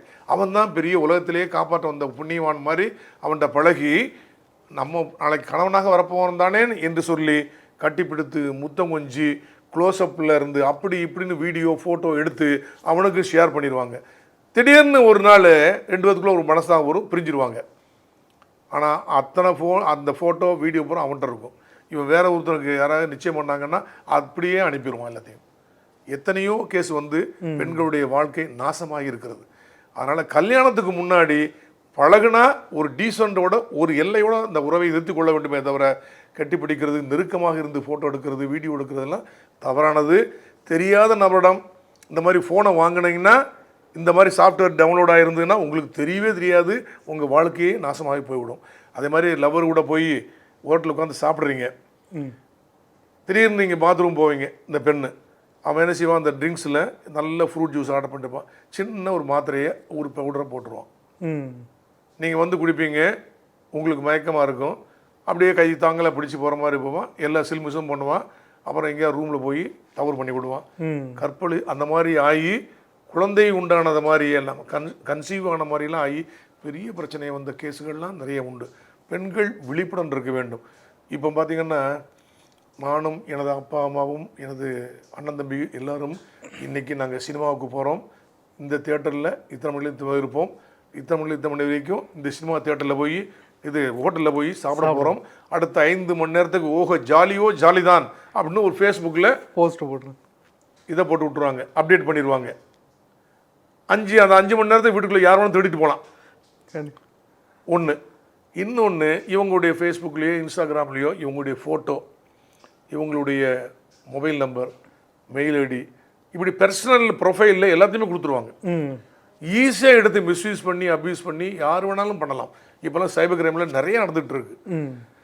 ஃபோட்டோவை டவுன்லோட் பண்ணி மார்க் பண்ணி இப்போலாம் டீப் ஃபேக் வீடியோன்னு நிறையா வருது இல்லையா, அந்த மாதிரிலாம் பண்ணி ஈவன் சமீபத்தில் ஒரு சினிமா நடிகை கூட அப்படி பண்ணிட்டாங்க. இந்த மாதிரிலாம் அவாய்ட் பண்ணணும்னா பர்சனல் டீட்டெயில்ஸை தரவே கூடாது, கண்டிப்பாக தரவே கூடாது. ஆக பெண்கள் வந்து ஒரு தனிப்பட்ட நபர் எங்கேயாவது ஒரு இடத்துல போகிறாங்க, ஒரு 2 பேரும் இல்லை தனியாகவே போகிறாங்க அப்படின்னா, யாராவது அந்த பெண்ணை தாக்க முயற்சித்தால், நகையை பறிக்க ட்ரை பண்ணாங்கன்னா அல்லது ரேப் பண்ண ட்ரை பண்ணாங்கன்னா, இந்திய சட்டத்தில் பொருள் இந்திய தண்டனை சட்டத்தில் section 96 to 106 Indian penal code பிரகாரம் ரைட் ஆஃப் ப்ரைவேட் டிஃபென்ஸ்ன்னு இருக்குது. உங்களை ஒரு ஆள் தாக்க முயற்சிக்கின்றார் அப்படின்னா நீங்கள் உங்களை தற்காத்துக் கொள்வதற்காக எதிர்த்தாக்குதல் நடத்தலாம் அப்படின்னு இருக்கு. 100 IPC பிரகாரம், செக்ஷன் 100 IPC பிரகாரம், நான் எனது தனியபத் தற்காப்புரிமையை பயன்படுத்தி எதிர்த்தாக்குதல் நடத்தாவிட்டால் எனக்கு மரணம் விளைவிக்கப்பட்டுவிடும், கிரிவஸ் ஹட் விளைவிக்கப்பட்டுவிடும், ரேப் நடத்தப்பட்டுவிடும், அன்நேச்சுரல் லஸ்ட் நடத்தப்பட்டுவிடும், அல்லது கிட்னாப்பிங் அண்ட் அப்டக்ஷன் நடந்துவிடும், அல்லது ராங்ஃபுல் கன்ஃபைன்மெண்ட் நடந்துவிடும், அல்லது ஆசிட் அடிச்சிருவான் அப்படின்னு ஒரு இமினன்ட் அப்ரஹென்ஷன் இருக்குதுன்னா அந்த எதிர்த்தாக்குதல் நடத்தி அந்த நபரை கொல்லும் அளவுக்கு நீங்கள் பல பிரயோகம் செய்யலாம். அவனை கொன்னா கூட இட் இஸ் ஜஸ்டிஃபைடு, குற்றமே அல்ல என்பதை தெரிந்து கொள்ள வேண்டும். அதே மாதிரி உங்கள் சொத்தை காப்பதற்கும் நீங்கள் அவனுடைய மரணத்தை விளைவிக்கும் அளவுக்கு கூட செக்ஷன் 103 IPCயில் நீங்கள் பண்ணலாம். மற்ற சந்தர்ப்பங்களில் நீங்கள் மற்ற எந்த மாதிரி ஒரு இதையும் பண்ணலாம். அங்கே பெண்கள் போகும்போது ஏதாவது ஒரு ஆப் உங்களை ஃபாலோ பண்ணுற மாதிரி உங்கள் வீட்டில் உள்ளவர்கள் இப்போ நம்ம பொண்ணு எங்கே இருக்குது அப்படின்னு தெரியும் மாதிரி ஒரு ஆப் வைக்கலாம். தமிழ்நாட்டிலலாம் காவலன் அப்படின்னு SOS வச்சுருக்காங்க. அந்த ஆப் வச்சுருக்காங்கன்னா நீங்கள் அந்த சும்மா அந்த ஆப்பில் தொட்டாலே போதும், உடனடியாக அதில் 2-3 ஃபோனை ஏற்கனவே வாங்கி ஸ்டோர் பண்ணிட்டுருப்பாங்க. உங்களுக்கு உடனே ஃபோன் வரும். எடுக்கலைன்னா நீங்கள் எங்கே லொக்கேஷன் இருக்காங்களோ உங்களுக்கு கண்ட்ரோல் ரூம் தெரியும். அதே மாதிரி உங்களுக்கு எந்த ஃபோன் கொடுத்தீங்களோ, அப்பா ஃபோனு பிரதர் ஃபோன் கொடுத்தோன்னா உடனே உங்கள் பொண்ணு எங்கே இருக்கிறாங்க, இந்த இடத்துல இருக்கிறாங்க, SOS வருது அப்படின்னு வரும். வெஹிக்கிள் பெட்ரோல் வெஹிக்கிளுக்கு நம்பர் போகும், உடனே குயிக்கஸ்ட் மீன்ஸில் ரீச் ஆகி அந்த இது பார்த்துருவாங்க. அந்த மாதிரி ஆப்லாம் வச்சுக்கலாம். ஏன் இன்ஸ்டண்ட்டாக பயன்படுத்தணும்னா பெப்பர் ஸ்ப்ரே இருக்குது, அதெல்லாம் ஒரு பெரிய டெட்லி வெப்பன் அல்ல. அல்லது மைல்டு எலக்ட்ரிக் ஷாக் உள்ள சின்ன கண் இருக்கும், அவங்க நம்ம பையில் சின்ன ஹேண்ட்பேக் வச்சுருந்தாங்கன்னா டக்குன்னு அடித்தாங்கன்னா உங்களுக்கு ஒரு பாதுகாப்பு ஏற்படும். அதனால் பெண்கள் துபாய் மாதிரி, சிங்கப்பூர் மாதிரி, கத்தார் மாதிரி எல்லாம் பொதுமக்களும் சட்டத்தை மதித்து சட்டத்திற்கு பயந்து சரியான பிரஜைகளாக நடக்கின்ற அந்த காலம் வருவரை தமிழ்நாட்டில் உள்ள பெண்கள் இந்த மாதிரி சில இன்ஸ்ட்ரக்ஷன் நான் சொன்ன இதற்கு பிறகு இதெல்லாம் ஃபாலோ பண்ணி இருந்தோன்னா நம்ம ஓரளவுக்கு செக்யூர்டாக இருக்க முடியும். ஆனால் இப்போ தமிழ்நாட்டில் அதுக்காண்டி சட்ட ஒழுங்கு பிரச்சனை இருக்கிறது என்று அர்த்தம் அல்ல. இருந்தால் கூட இங்கே கத்தாரில் நான் கேள்விப்பட்டேன், ஏறத்தாழ ஒரு 3.5 மில்லியன் அல்லது 4 மில்லியன் தான் மொத்த ஜனத்தொகையே கத்தார் பிரஜைகள் சிட்டிசன்ஸ் இருக்காங்க. மீதி மற்றவங்க வேணால் மேபி ஒரு 1 மில்லியன் 2 மில்லியன் இருக்கலாம். ஆனால் சென்னையில் மட்டுமே பாப்புலேஷன் நீங்கள் பார்த்தீங்கன்னா 7.5 crore. மொத்தம் தமிழ்நாட்டில் 7.5 crores, சென்னையில் மோர் தேன் 1.75 crores இருக்கிறாங்க. அவ்வளவு 1.75 crores சென்னையில் இருக்கிறாங்க. இங்கே எவ்வளோ இருக்கிறாங்க பாருங்க, மொத்தமே மில்லியன் தான், கம்மி தான். மேபி ஒரு 60 லட்சம் 70 லட்சம் மேலே அதுக்கு மேலே இல்லை எவ்வளோ பாப்புலேஷன். இந்த பாப்புலேஷனில் இங்கே சட்டத்தை சரியாக அமல்படுத்துகிறார்கள். அங்கே அமல்படுத்தக்கூடிய ஒரு சூழ்நிலை இருக்கிறது. ஏன்னா அங்கே மலைக்கும் மடுவுக்கும் உள்ள வித்தியாசம் ஏழைக்கும் பணக்காரனுக்கு இருக்கிறது, பொருளாதார ரீதியாக பிரச்சனை இருக்கிறது, அதனால் சில குற்றங்கள் நடைபெறுகிறது. இருந்தால் கூட இப்படிப்பட்ட ஒரு சூழ்நிலை எப்பவும் வரும், அப்படி தான் நாங்களும் ஏங்கிட்டு இருக்கிறோம். பொதுமக்கள் தமிழ்நாட்டில் இவ்வளவு பிரச்சனைகளையும் வைத்து கொண்டு காவல்துறை சட்ட ஒழுங்கை நிலைநாட்டுகின்றார்கள் சொன்னால் காவல்துறைக்கு மட்டுமே அந்த பங்களிப்பு இல்லை. மக்கள் லா அபைடிங் பயஸ் ரொம்ப பக்தியாக உள்ளவங்க. அதனால் என்ன ஆகுது அப்படின்னா குற்றம் செய்யறதுக்கு ஓரளவுக்கு பயப்படுறாங்க. ஆனாலும் இப்படிப்பட்ட ஒரு சூழ்நிலை இங்கே கத்தார் மாதிரி, துபாய் மாதிரி, சிங்கப்பூர் மாதிரி வரணும் அப்படின்னு நான் ஒரு முன்னாள் காவல்துறை அதிகாரி என்ற முறையில் நான் இயங்குகிறேன். கண்டிப்பாக. கடைசியாக இறுதியாக அவங்கள்ட்ட ஒரு கேள்வி கேட்கணும்னு ஆசைப்படுறேன். இன்னமும் 70 வயசாகிடுச்சுங்கிறீங்க, இன்னமும் இளமையாகவும் உங்களோட ஐயில் கான்டாக்ட் பவராகவும் உள்ள எப்படி இந்த இதெல்லாம் வச்சுக்கிறீங்க? சரியான ஒரு கேள்வி. நான் பிறந்தது ஒரு கிராமத்தில், ஒரு விவசாய குடும்பத்தில். நான் எங்கள் ஊரில் SSLC முடிக்கிற வரைக்குமே காட்டில் வேலை செய்ய போவேன். எங்களுடைய புஞ்சையில் களை எடுக்க செல்வேன், ஏறுவுல செய்வேன், உரம் போடுறதுக்கு போவேன், கதிருக்கு போவேன். எல்லா வேலையும் எங்கள் அம்மா கூட சேர்ந்து நானும் பண்ணுவேன். எங்கள் அம்மா, எங்கள் தங்கச்சி, எங்கள் எல்லாருமே பண்ணுவாங்க. நான் நம்ம தோட்டத்தில் நம்ம வேலை செய்ய போகிறோம், நம்ம புஞ்சையில் வேலை செய்ய போகிறோம் அப்படின்லாம் போவேன். அதே மாதிரி ஹைஸ்கூல் படிக்கும்போது 3 வருடங்களும் 5 கிலோமீட்டர் காலையில் நடந்து ஹைஸ்கூலுக்கு போகணும், ஈவினிங் 5 கிலோமீட்டர் நடந்து வரணும். மிகப்பெரிய ஒரு எக்ஸசைஸ். அந்த ஒரு 4 வருடம் சென்ட் சேவியர்ஸ் காலேஜில் பியூசியிலிருந்து பிஎஸ் வரைக்கும் 1970 to 75 அப்போ தான் காலேஜில் போய் படிச்சிருந்தேன். முடிந்து வந்தவுடன் 1976 போலீஸ் வேலை சேர்ந்துட்டேன். 1 வருஷம் ரிகரஸ் ட்ரைனிங், ரொம்ப கடுமையான பயிற்சி. அந்த பயிற்சி என்னுடைய உடலை ஒரு கட்டுக்கோப்பாக வைத்துக் கொள்வதற்கு மிகவும் ரொம்ப உதவியாக இருந்தது. அதுக்கப்புறம் போலீஸில் எப்பப்பெல்லாம் எப்படி பார்த்தாலும் லாண்டாரில் நம்ம அதிக நாள் இருந்தேன். அதாவது தேனாம்பேட்டை, அபுராம்புரம், பட்டினப்பாக்கம், மயிலாப்பூர் ஒரு 10 வருஷம் sub inspector law and order, Mambalam, Mylapore, Saidapet, again Mylapore ஒரு 10 வருஷம் law and orders, then AC Nagar law and order, DC Adyar. சட்ட ஒழுங்குகளில் இப்படி இருந்தால் கூட தினசரியும் எங்கேயாவது நடந்து போகின்றக்கும் ஊரில் பந்தோசருக்கும் ரொம்ப இதாக இருக்கும். ஸோ ஒரு உடலை வருத்தி ஒரு பாதுகாப்பு ஏற்பாடு செய்யும்படியாக இருக்கும். அதுவே ஒரு மிகப்பெரிய பயிற்சி. எப்பப்பெல்லாம் நான் சிஐடி விங்கு, விஜிலன்ஸ் விங்கெல்லாம் போனனோ அப்போல்லாம் காலைல கண்டிப்பாக வாக்கிங் போவேன். நந்தனம் ஒய்எம்சிஏல காலைல 6 கிலோமீட்டர் 7 கிலோமீட்டர் போவேன். மிகப்பெரிய ஒரு நான் ஜிம்முக்கெல்லாம் போகிறதில்ல, ஒன்றுமே பண்ணதில்லை. பணியிலிருந்து 2012 ஓய்வு பெற்று விட்டேன். இன்றைக்கு வரைக்கும் காலையில் 4:45 மணிக்கு எந்திரிச்சிருவேன். ஓகே. 5:30 மணிக்கு கரெக்டாக அழகான ஒரு ஃபில்டர் காஃபி சாப்பிட்டுட்டு அப்படியே பாலவாக்கம் பீச்சில் நாங்கள் நண்பர்கள் ஒரு 10 பேர் வாக்கிங் போவோம். 7:30 மணி வரைக்கும் குறைந்தபட்சம் 6.5 to 7 கிலோமீட்டர் வாக்கிங். ஒரு 1/4 மணி நேரம் 1/2 மணி நேரம் சும்மா மைல்டு எக்ஸசைஸ். அது பண்ணி வந்துடுவோம்.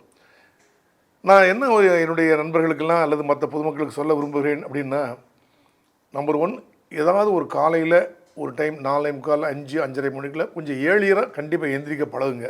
என்னால் முடியலை அப்படின்னு இல்லை, நீங்கள் 21 நாட்களுக்கு அலாம் வச்சு நீங்கள் எதிர்ச்சிங்கன்னா 22வது நாளில் பயோ கிளாக் செட் ஆயிரும். அப்புறம் அலாம் வைக்க வேண்டியதில்லை, கரெக்டாக 4:45 நீங்களே எந்திரிச்சிருவீங்க, ஆட்டோமேட்டிக்காக எந்திரிச்சிருவீங்க. மிக நல்ல பழக்கம். அப்படி எந்திரிச்சிங்கன்னா மற்றவர்களோட உங்களுக்கு பணி செய்வதற்கு அதிக நேரம் கிடைக்கிறது. குறைந்தபட்சம் ஒரு 4 கிலோமீட்டர் 5 கிலோமீட்டர் நீங்கள் டெய்லி வாக்கிங் போனோன்னா நல்ல ரத்த ஓட்டம், நல்ல ஒரு புத்துணர்ச்சி, நல்ல நர்வஸ் வீக்னஸ் எங்கேயும் வராமல் ரொம்ப நல்லாவே ஒரு எல்லாத்துக்குமே ஒரு நல்ல இது கிடைக்கும். ஒரு சுகர் இருந்ததுன்னா சுகர் குறையும், பிபி இருந்ததுன்னா பிபி குறையும், மிகப்பெரிய ஒரு புத்துணர்ச்சி வைங்களேன் அது கிடைக்கும். அந்த உடற்பயிற்சியை எல்லாரும் செய்யணும். இன்னொன்று, வாக்கிங் போகும்போது கண்ணில் தண்ணி வர்ற மாதிரி ஏதாவது தமாஷ் பண்ணி நாங்கள் சிரிப்போம். சிரிப்பு என்பது உடலுக்கு மிகப்பெரிய ஒரு மருந்து. நீங்கள் எத்தனையோ மாத்திரை சாப்பிடுவீங்க, அதனால் குணப்படுத்த முடியாத விஷயம்லாம் சிரிப்பில் இருக்குது. அதனால தான் சிரிப்பு பயிற்சி கூட நிறைய பேர் ஜப்பானில் பண்ணுவாங்க, அல்லது பீச்சில் கூட பார்த்தீங்கன்னா 10 பேர் வந்து கெக்க பண்ணிச்சிருவோம். வெளியிருந்து பார்க்குறவங்க எனக்கு இருக்காங்களா அப்படின்னு நினைப்பாங்க. உண்மையில் மிகப்பெரிய ஒரு மருந்து அது. உண்மையிலே நம்ம ஒரு தமாஷ் பண்ணி ஜாலியாக பேசி ஏதாவது வரும்போது உடம்புல உண்மையிலே கவலை, பர்சனலாக வேறு ஏதாவது ஃபீலிங் இருந்தால் கூட எல்லாமே மறந்து போகும். மிகப்பெரிய ஒரு அருமருந்து சிரிப்பு என்பது. இதை செய்யணும், எல்லாருமே செய்யணும். மனதுக்கு பிடித்ததை சாப்பிட வேண்டும். சில பேர் என்ன சொல்லுவாங்க, இந்த மட்டன் சாப்பிடாத, இந்த சிக்கன் சாப்பிடாத, வயசு இவ்வளோ ஆகிப்போச்சு அவ்வளோ ஆகிப்போச்சு, பிபி வந்துடும், கொலஸ்ட்ரால் வந்துடும், சுகர் வந்துடும் அப்படிம்பாங்க. என்னை பொறுத்த மட்டில் ஒரு மனிதனுடைய உணவு இன்னொரு மனிதனுடைய விஷம். இன்னொரு மனதிற்கு பிடித்த அந்த நல்ல உணவு அல்லது விஷம் என்பது எனக்கு நல்ல உணவு. ஆக எல்லாத்துக்குமே எல்லா உணவும் பிடிக்குன்னு அர்த்தம் கிடையாது. இட்லி இன்னைக்கு காலைல என்ன டிஃபன் இட்லின்னு கேட்குறீங்க வச்சுக்கோங்களேன், சொல்கிறாங்க வச்சுக்கோங்களேன் வீட்டில், என்னப்பா இட்லி இன்னைக்கு, டெய்லி இட்லி தானே அப்படின்னு நீங்கள் அதை வேண்டாம் வெறுப்பாக நினச்சிங்கன்னா அந்த இட்லி சாப்பிடும்போது உங்கள் டைஜஸ்டிவ் ஜூஸ் இருக்கு, உமிழ்நீர் முதற்கொண்டு ஒழுங்காக சுரக்காது. ஏன்னா வேண்டாத பிடிக்காத உணவு. அதே அதை காலையில் எனக்கு இட்லி நல்ல மட்டன் குழம்பு அப்படின்னா சூப்பர் அப்படின்னு நான் நினச்சிட்டு வச்சுக்கோங்களேன், இஷ்டப்பட்டு நினச்சிட்டு வச்சுக்கோங்களேன், ஆட்டோமேட்டிக்காக ஜுரம், ஆட்டோமேட்டிக்காக டைஜஸ்டிவ் சிஸ்டம் ஒழுங்காக ஒர்க் பண்ணும். ஆக மனதுக்கு பிடித்தமான உணவு என்ன உணவு இருக்கோ அது மனதுக்கு பிடித்தமான உணவை டெய்லி சாப்பிட்டீங்கன்னா, அதில் இது எதுன்னு ரெஸ்ட்ரிக்ஷன் பண்ணாமல் பார்த்தீங்கன்னா இன்னும் உடம்பு நல்லாவே இருக்கும். அதை விட என்னை பொறுத்த மட்டில் நான் ரிட்டையர் ஆகி 12 வருஷம் ஆச்சுன்னு, ஆனால் கூட நிறைய எனக்கு ஃபோன் பண்ணுவாங்க, சார் இந்த அங்கே ஒரு பிரச்சனை சார், இங்கே ஒரு பிரச்சனை சார், எனக்கு ஏதாவது ஒன்றுமே செய்ய மாட்டேங்காங்க சார், ஹெல்ப் பண்ணுங்கள் சார், யாரை பார்க்கறது தெரியல சார் அப்படின்னா உடனடியாக தமிழ்நாட்டில் எந்த காவல் நிலையத்திற்கு நான் ஃபோன் பண்ணாலும் எனது மாணாக்கர் அங்கே இருப்பார். சப் இன்ஸ்பெக்டராக இருப்பார், அல்லது இன்ஸ்பெக்டராக இருப்பார், அல்லது டிஎஸ்பியாக இருப்பார், அல்லது ஒரு ஹெட் கான்ஸ்டபிள் இருந்தாங்கன்னா கூட தெரியாமல் நான் ஃபோன் பண்ணால் மானாமதுரை போலீஸ் ஸ்டேஷன் அப்படின்னு சொன்னாங்கன்னா, தம்பி நான் சித்தண்ணன் எஸ்பி ரிட்டையர்டு பேசுகிறேன் தம்பி. ஐயா வணக்கம் ஐயா, சொல்லுங்கய்யா, நல்லா இருக்கீங்களா ஐயா? தம்பி எனக்கு தெரியுமா தம்பி, எங்கே பார்த்து, ஐயா டிவியில் தான் எங்களுக்காக வேண்டி வாங்குன்னு பேசுகிறீங்களா ஐயா, உங்களை எல்லாம் தெரியும் ஐயா அப்படின்னு சொல்லுவாங்க. அந்த அளவுக்கு எனக்கு ஒரு குடிப்பனை. உடனடியாக அந்த போலீஸ் ஸ்டேஷனில் ஃபோன் பண்ணி, எப்போ இந்த மாதிரி உங்கள் வீட்டில் பக்கத்தில் திருடு நடந்த சொல்லியிருக்காங்க, உடனடியாக சீனுக்கு போங்க, கம்ப்ளைண்ட் கொடுக்க வந்தால் 2 நாள் யாரும் வாங்கலைன்னு சொன்னாங்க, தயவுசெய்து உங்கள் இன்ஸ்பெக்டர் சொல்லுங்கள், இன்ஸ்பெக்டர் தான் பேச சொல்லுங்கள், இல்லை நம்பர் கொடு நானே பேசுகிறேன், அவங்களுக்கு ஒரு எஃப்ஐஆர் போட்டு ஒரு காப்பி கொடுத்து உட்காந்து அவங்கள்ட்ட குறையாமல் நீங்கள் முதல்ல பொறுமையாக கேளுங்க தம்பி, சின்சியர் ஸ்டெப் எடுங்க. ஏழைகளுக்கு நீங்கள் தானப்பா கடவுள், அதுக்கு வேற எங்கேயா வரணும், போலீஸில் வேலை சேர்க்கறதுக்கு நீங்கள் கொடுத்து வச்சுக்கணும், நீங்கள் தான் லிவிங் காட்.